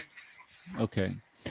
All right, so who wants to be the first contestant tonight? Anybody? Can I? Paul Sutliff, host of the Sutliffian Report on Blog Talk Radio, the Global Patriot Network, and also an author of 4 books, one of which you told me tonight, Paul. You told me go to page 78. So I'm like, oh, okay, go to page 78. It's the page I used in the book I ordered. I just got it a couple days ago. So okay, well, it's on that. for me. It's on page 7. It's okay. So go ahead, Paul. Yeah, I have a question. I think it's rather simple, and I believe I know your answer. Why you my ask understanding that? is you would consider a 50-year-old man that has sex with a 9-year-old as a pedophile or a sick, vile person. Would you agree with that? 1,000,000%. I'm sorry, I didn't understand. I didn't hear you. 1,000,000%, he said. Thank you. Not just 100, not just 1,000. I thank you for that. I thank you for your honesty. Okay, so here's my next question. Should let's say there is a faith structure out there. I don't care what its name is or anything. If there is a faith structure out there that has a person leading it that has had, that's known or even publicized by that faith structure that they have had sex with a 9-year-old, should anybody follow that man? No. That's all I wanted to ask. Thank you. I will give you chapter 2, verse 222. Write it down, Eric, as well. Hold on, And I'm it typing says, this up in here already. Give me a second here. 1 and 2, and then it's very easy. 2, 2, 2, 2. Right, stop. 4 and okay. And what? 2, 2, 2, 2. Like 222. Yeah. Okay, it's like 6, 6, 6, 6. Okay, there we go. All right, it's in chat. There we go. Go ahead. And what? Okay. Who else has something? John, Isa, DL, Calvin, our new guy. Nobody has anything for you. I thought this. I have a question. Okay. Oh, here comes Rad back. Go ahead, Isa. So I guess my question is, Assalamu alaikum. My question would be, so what would you say? So in this engagement, it seems like we have this type of split here. We have a camp that says that there's a support for the age of 19 or 18, 19, later adolescence or young adulthood versus the 6-year-old narrative. Why do you think that the 18-year-old narrative is stronger than the 6-year-old narrative? What is the compelling argument of that? Is it from an ethical standpoint that you take this position, or do you think this position actually exists within the data, within the literature, within the information? And if it's the other way around, that it's or if it's an ethical position, do you think that the literature for the 6-year-old to 9-year-old is a corrupted narrative? Why do you think it seems like a lot of scholars take the position that the 6 to 9-year-old narrative is the correct one? How would you counter that narrative? Or do you feel that it's just simply that this story, that age was kind of relative at that time? Is that the position you're taking? Or I'm just kind of curious, how do we engage? Because this is sort of like an internal conflict that would appear in the Muslim community, that there's this one age group which is much later than this other age group. Could it be possible that the 6 to 9-year-old age would be correct, and that's just maybe the ethical element of that time? How would you engage that? Thank you. The question is for me? Yes. I believe there is something wrong about the counting and the numbers at that time.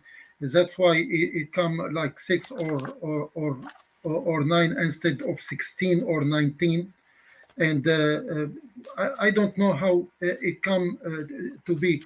And this is why while I read the Quran and he's talking about women,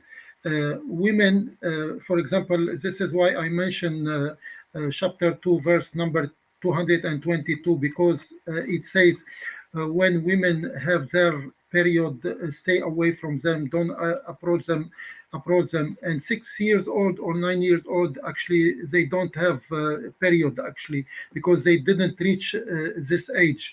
And the Quran, it's obvious for those people who will reflect upon what they are reading. And if we to take any hadith willy-nilly and just accept it just because it's hadith and it's an sahih, or it might be fabricated, it not be authentic, it might be but to offend the prophet and degrade him. And as you mentioned in the beginning, that only this subject come to light in the 20th century.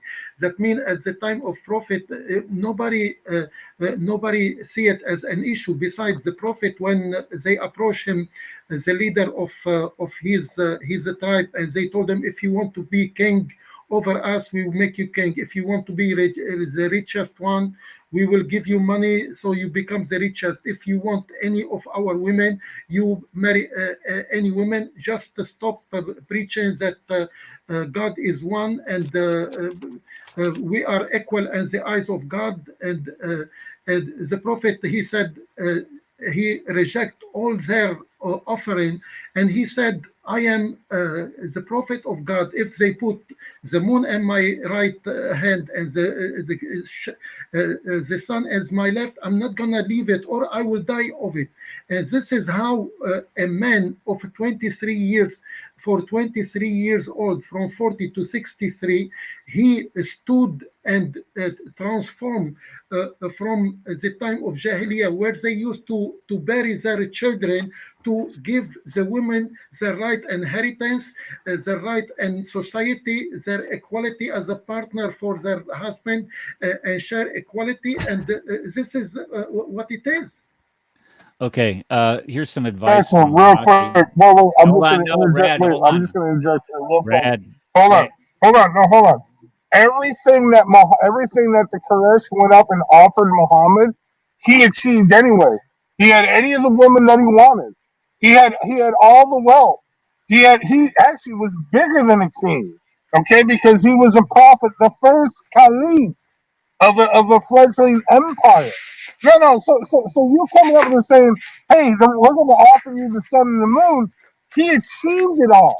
Okay, he achieved it all. So I'm sorry, that's just not an argument. I mean, he held out for a better deal.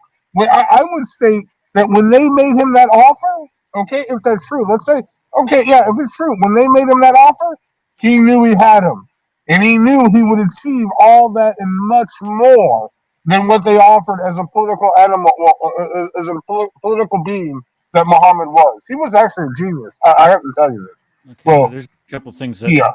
Okay, all right, go ahead. So Yeah. do you think? Yeah. Go quick though. We're Yeah. running out of time tonight. Go ahead. So do you think the prophet was doing all of this to get as much women as he want? Well, what does the evidence demonstrate? What do the hadiths say? That he did, and here's hold on, before this is one thing I want you to consider. Who would have spoken out against Muhammad at this time? He has a child bride. When he makes hijrah to Medina, he becomes a warlord. People start getting whacked left and right for criticizing him. You start seeing Jewish tribes completely ethnically cleansed. And so when Rad makes the point that, where did Rad go? Did he leave already? Rad makes the point that that this guy achieved all of these things without that you said that he did not want. Well, he did get them. So I don't see the point here. But that is exactly what that quote I read earlier says. Exactly. Yeah, exactly. And also in that quote, I would add, it said that Aisha was 9 years old. There was a couple of other things that I wanted to address.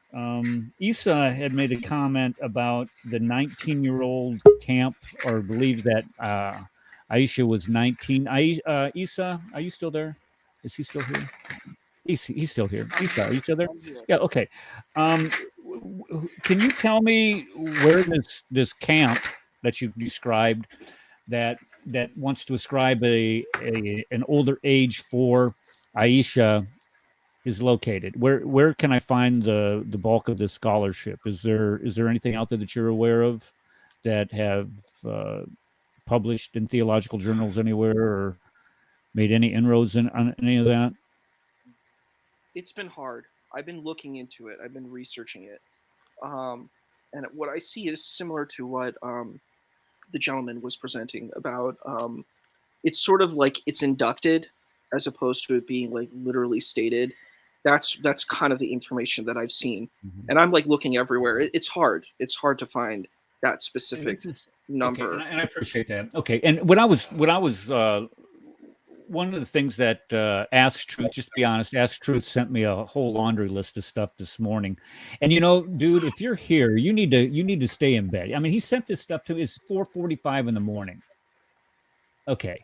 But anyway, I'm sitting there reading through all of this, and one thing that kept popping out in what he had sent me was source, cite a source.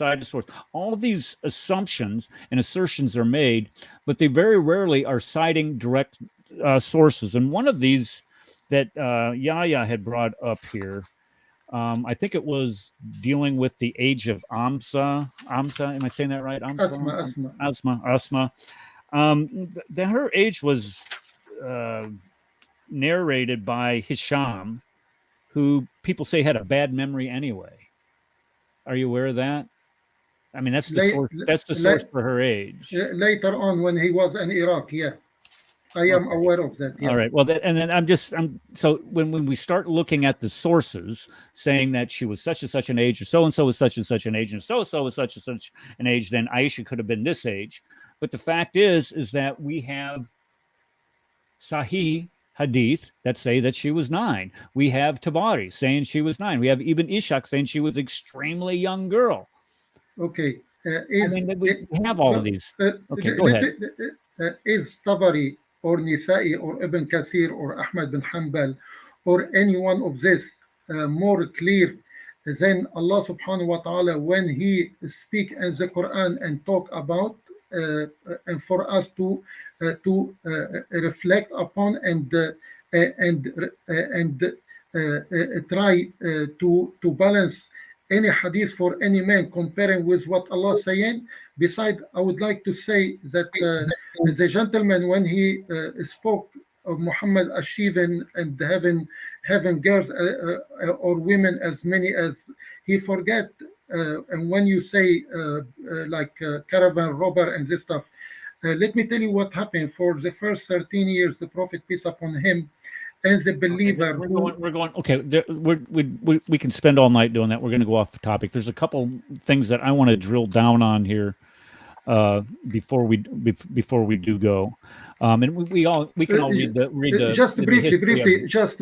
Okay, I'm going to give you a minute. How's that? Take a minute. Yeah, fantastic. Go ahead. The Prophet, for 13 years, he was abused and taken all their belonging, and they were isolated till the migration. Even for the pagan to follow them to Medina to kill him and kill all his. Then the Prophet, he established himself and he fought against everybody, and he managed from 13 years to establish an empire by a tribe of Arab which used to fight even for a camel, And the Prophet, he brings them and united, and we have 1.8 billion followers of Prophet Muhammad. This is what he achieved. Achieved that we worship one God by he's destroying all the idol worshipper. And thank you very much. Okay. Can I also ask a question whenever you're ready? Or no? Connie, go ahead. Connie, I'm going to play your video too. Yeah, or actually, not your. I'm going to address it. Go ahead. Yahya, you said that I don't know, the Arabs or whoever, that they had to keep away from the women when they were on their periods. Is that correct? Yes, that they I had to did. keep away from them? It's in the Quran. That Okay. don't have intercourse while she is in her period. This is Okay. Quran 2, chapter 2, verse 222. And Okay. what I said, the 6 Can I years old or respond? 9 years old, they don't Can I have. respond? Yeah, Okay. please do, please do. Okay. Thank you. Well, there is about 6 hadiths where it talks about that Aisha says that the prophet used to fondle her while she was on her period, where she had to wear some kind of clothing over her. Okay. That's not being away from a woman when she's on her period. Okay. Can I explain this? I don't know if I want you to be honest No, with no, you. like Because every time I feel like I had to go no, do no, no. some ablution after Very, this very, show. very quick, Connie very would- quick, very quick. That means Right. there's no intercourse at all. That means he pleasure himself through his lawful woman, and sometimes we are men. If we are like as you say in heat, sometimes we ask our my wife to help me to achieve my desire and finish. There's nothing shame about it. Why do I have a new fan in the chat here? Who is this? This guy, this gal. Why would you say you hate me? You must love me then. That's not nice. I don't appreciate that. That makes me feel kind of bad.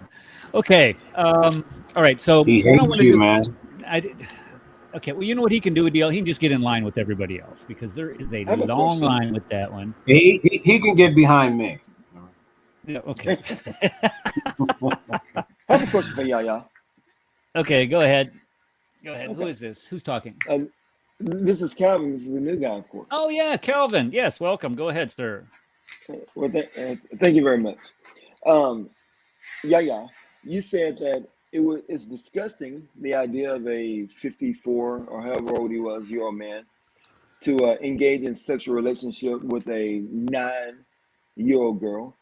And I understand how I understand your position, but if you were to find out that this indeed did happen, a 54-year-old man had sex with a 9-year-old girl, I think you said you would kill such a person. But if you found out that the prophet did do this, what would be your recommendation for yourself and anyone else that found out this was the truth, that a 50-something-year-old man did indeed have sex with a 9-year-old? What would you suggest a person do in a case like that? As I said, I rely on the Quran, and to be honest, as a Muslim,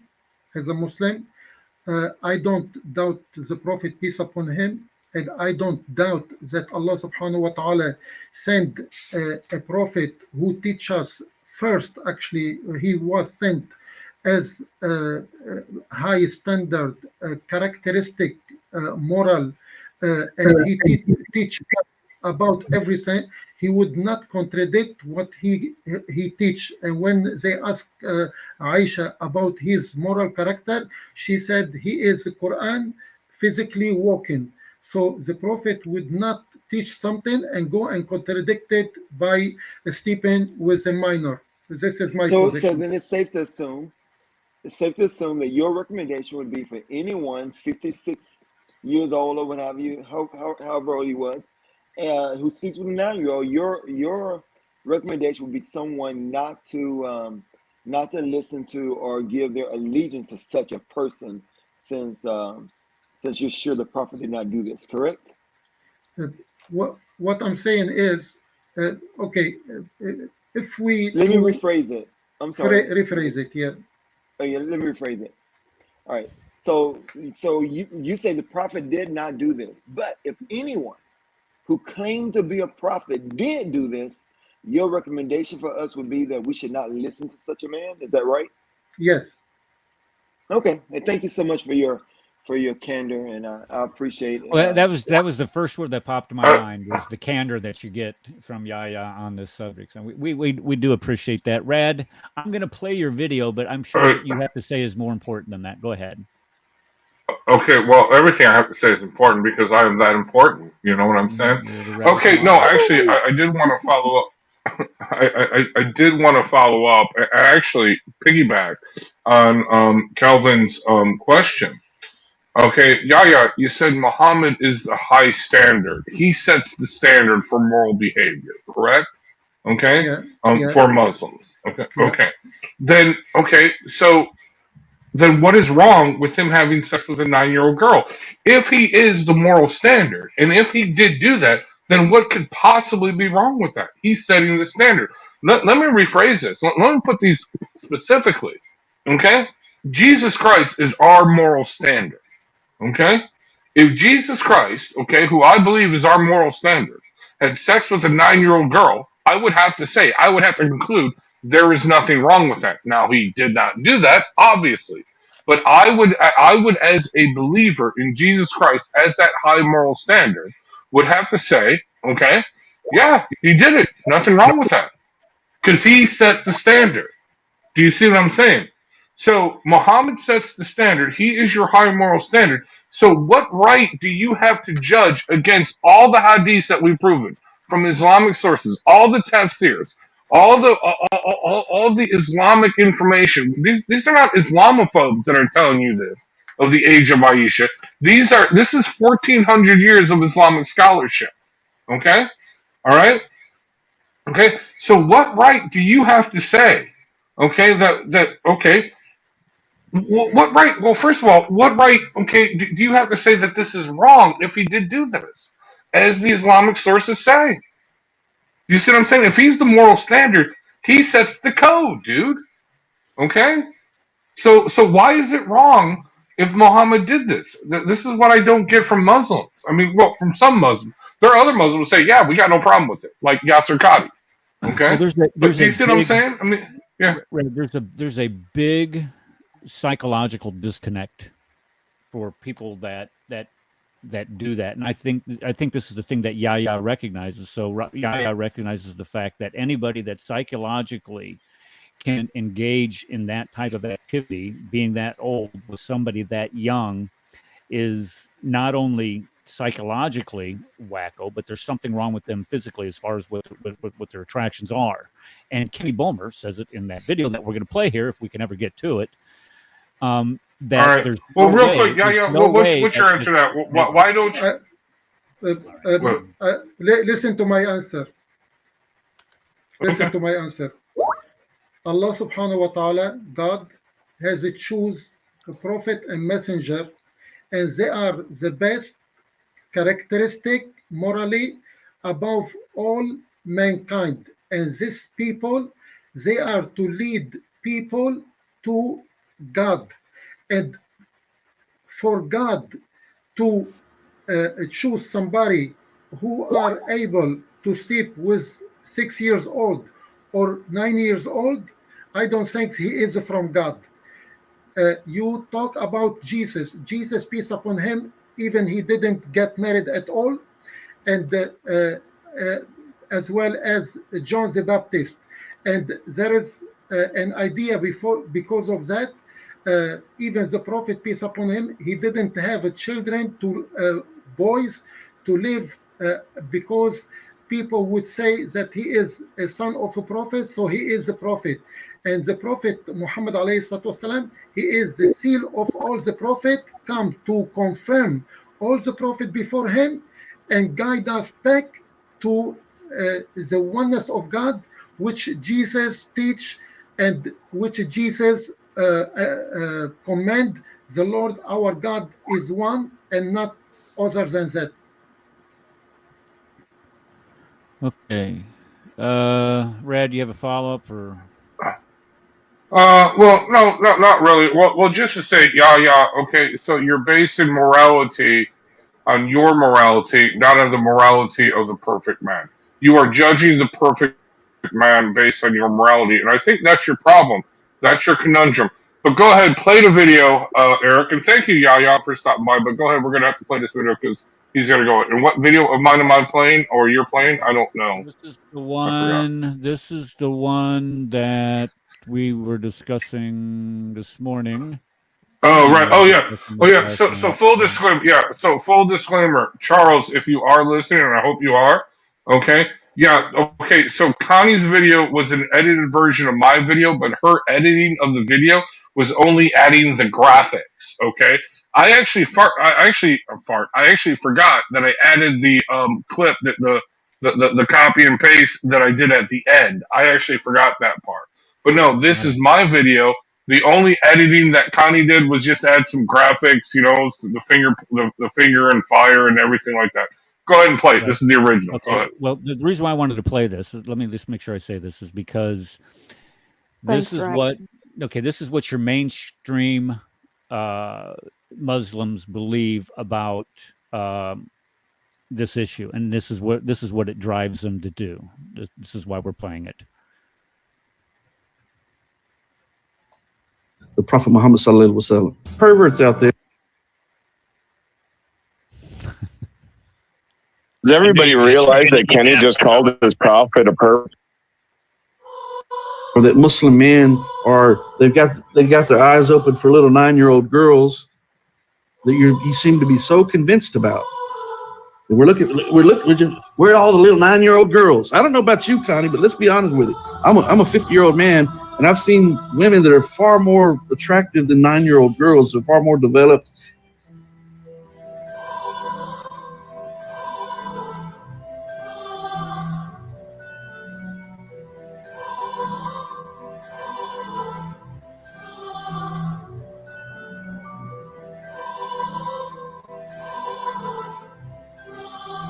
And I don't mean to be, I'm just trying to put these in perspective, right?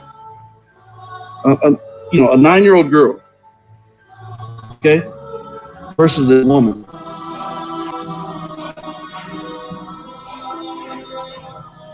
Men like women, Connie. I'm sure. There's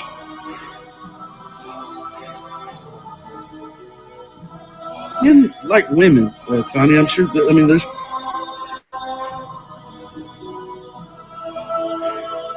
I'm a 50-year-old man,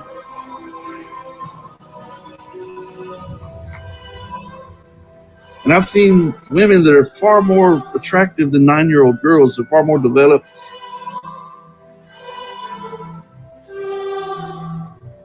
Perverts out there, but usually those people have issues with sometimes their lack of performance or being impotent, things of that nature. So those are perverts.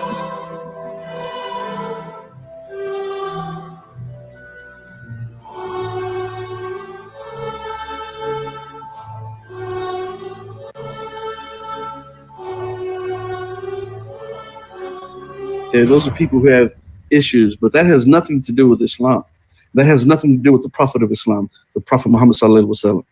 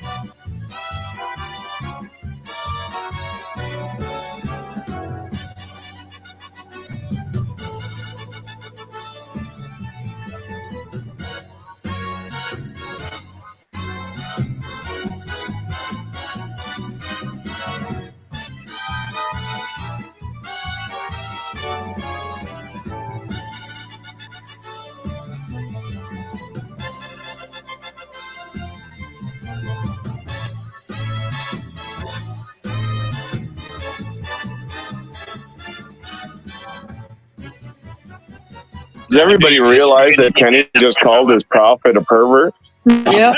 I want to put this out there. Everybody listening on YouTube, Kenny Bomer, whatever you want to call him, just said Muhammad was disgusting. He just said that.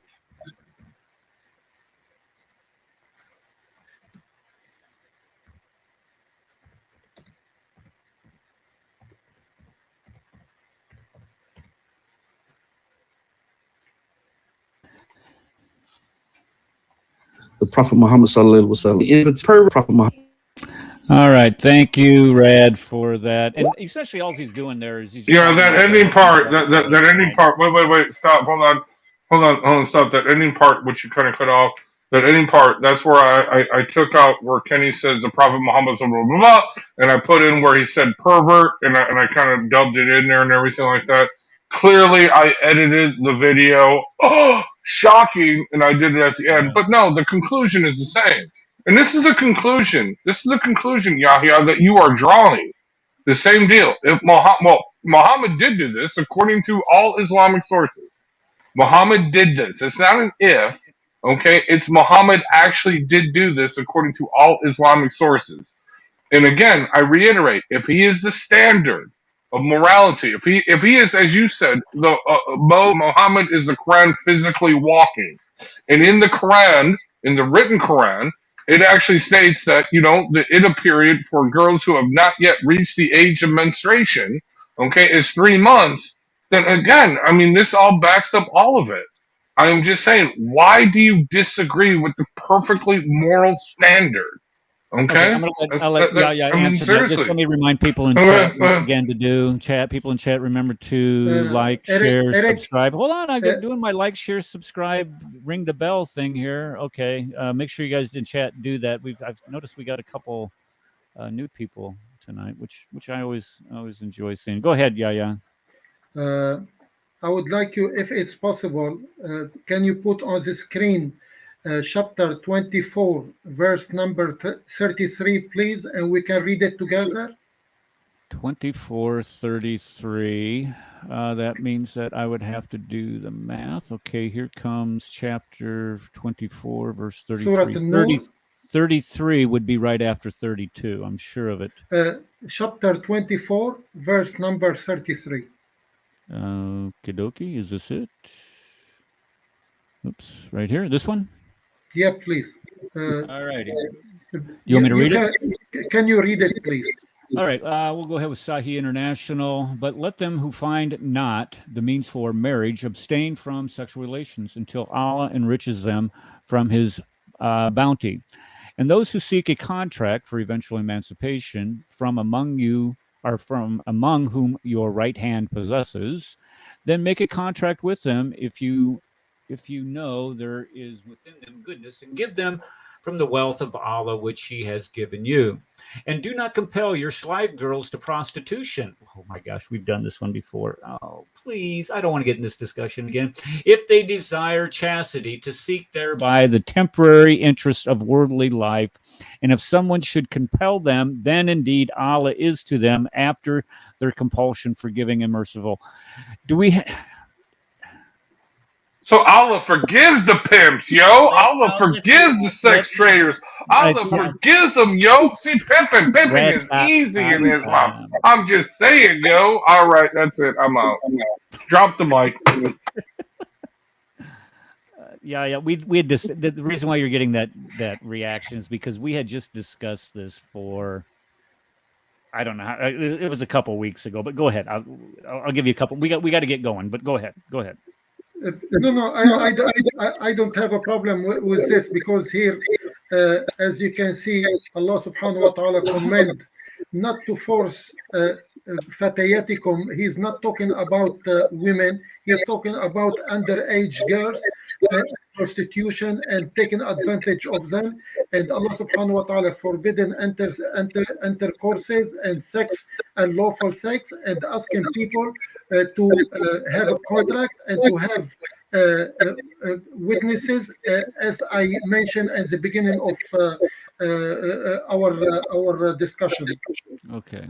All right. All right. I don't want to get into that. I just don't want to discuss it. But you, sir, I want to thank you so very much for coming tonight.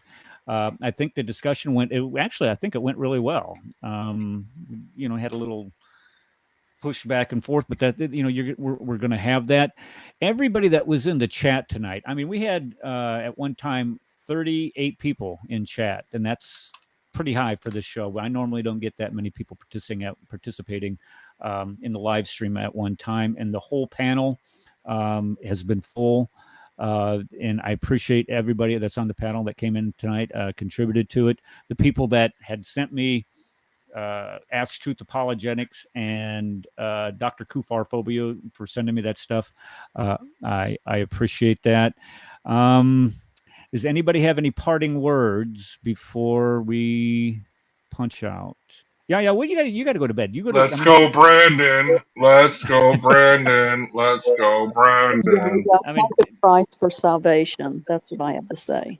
yeah, well, we pray Christ we for pray for that because he's able to recognize us, and we appreciate that. Yeah. Again, thank you for coming, and we will see y'all. I would like to say something before we go. Before we go, Are you going to say you hate me too? Because a lot of people in chat have been saying that they hate me. I mean, to be honest, I don't hate anybody, and I wish the best for all of us. And I thank you very much for allow me and give me the platform to express myself. I would like everybody to check my humble channel, Islam Defender Yahya.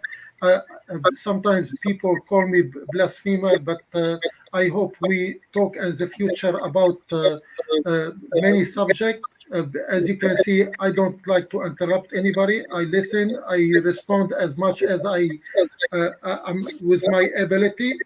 And thank you everybody who come on the show, and it was very enjoyable, and I enjoy it so much. It's like 1:10 here.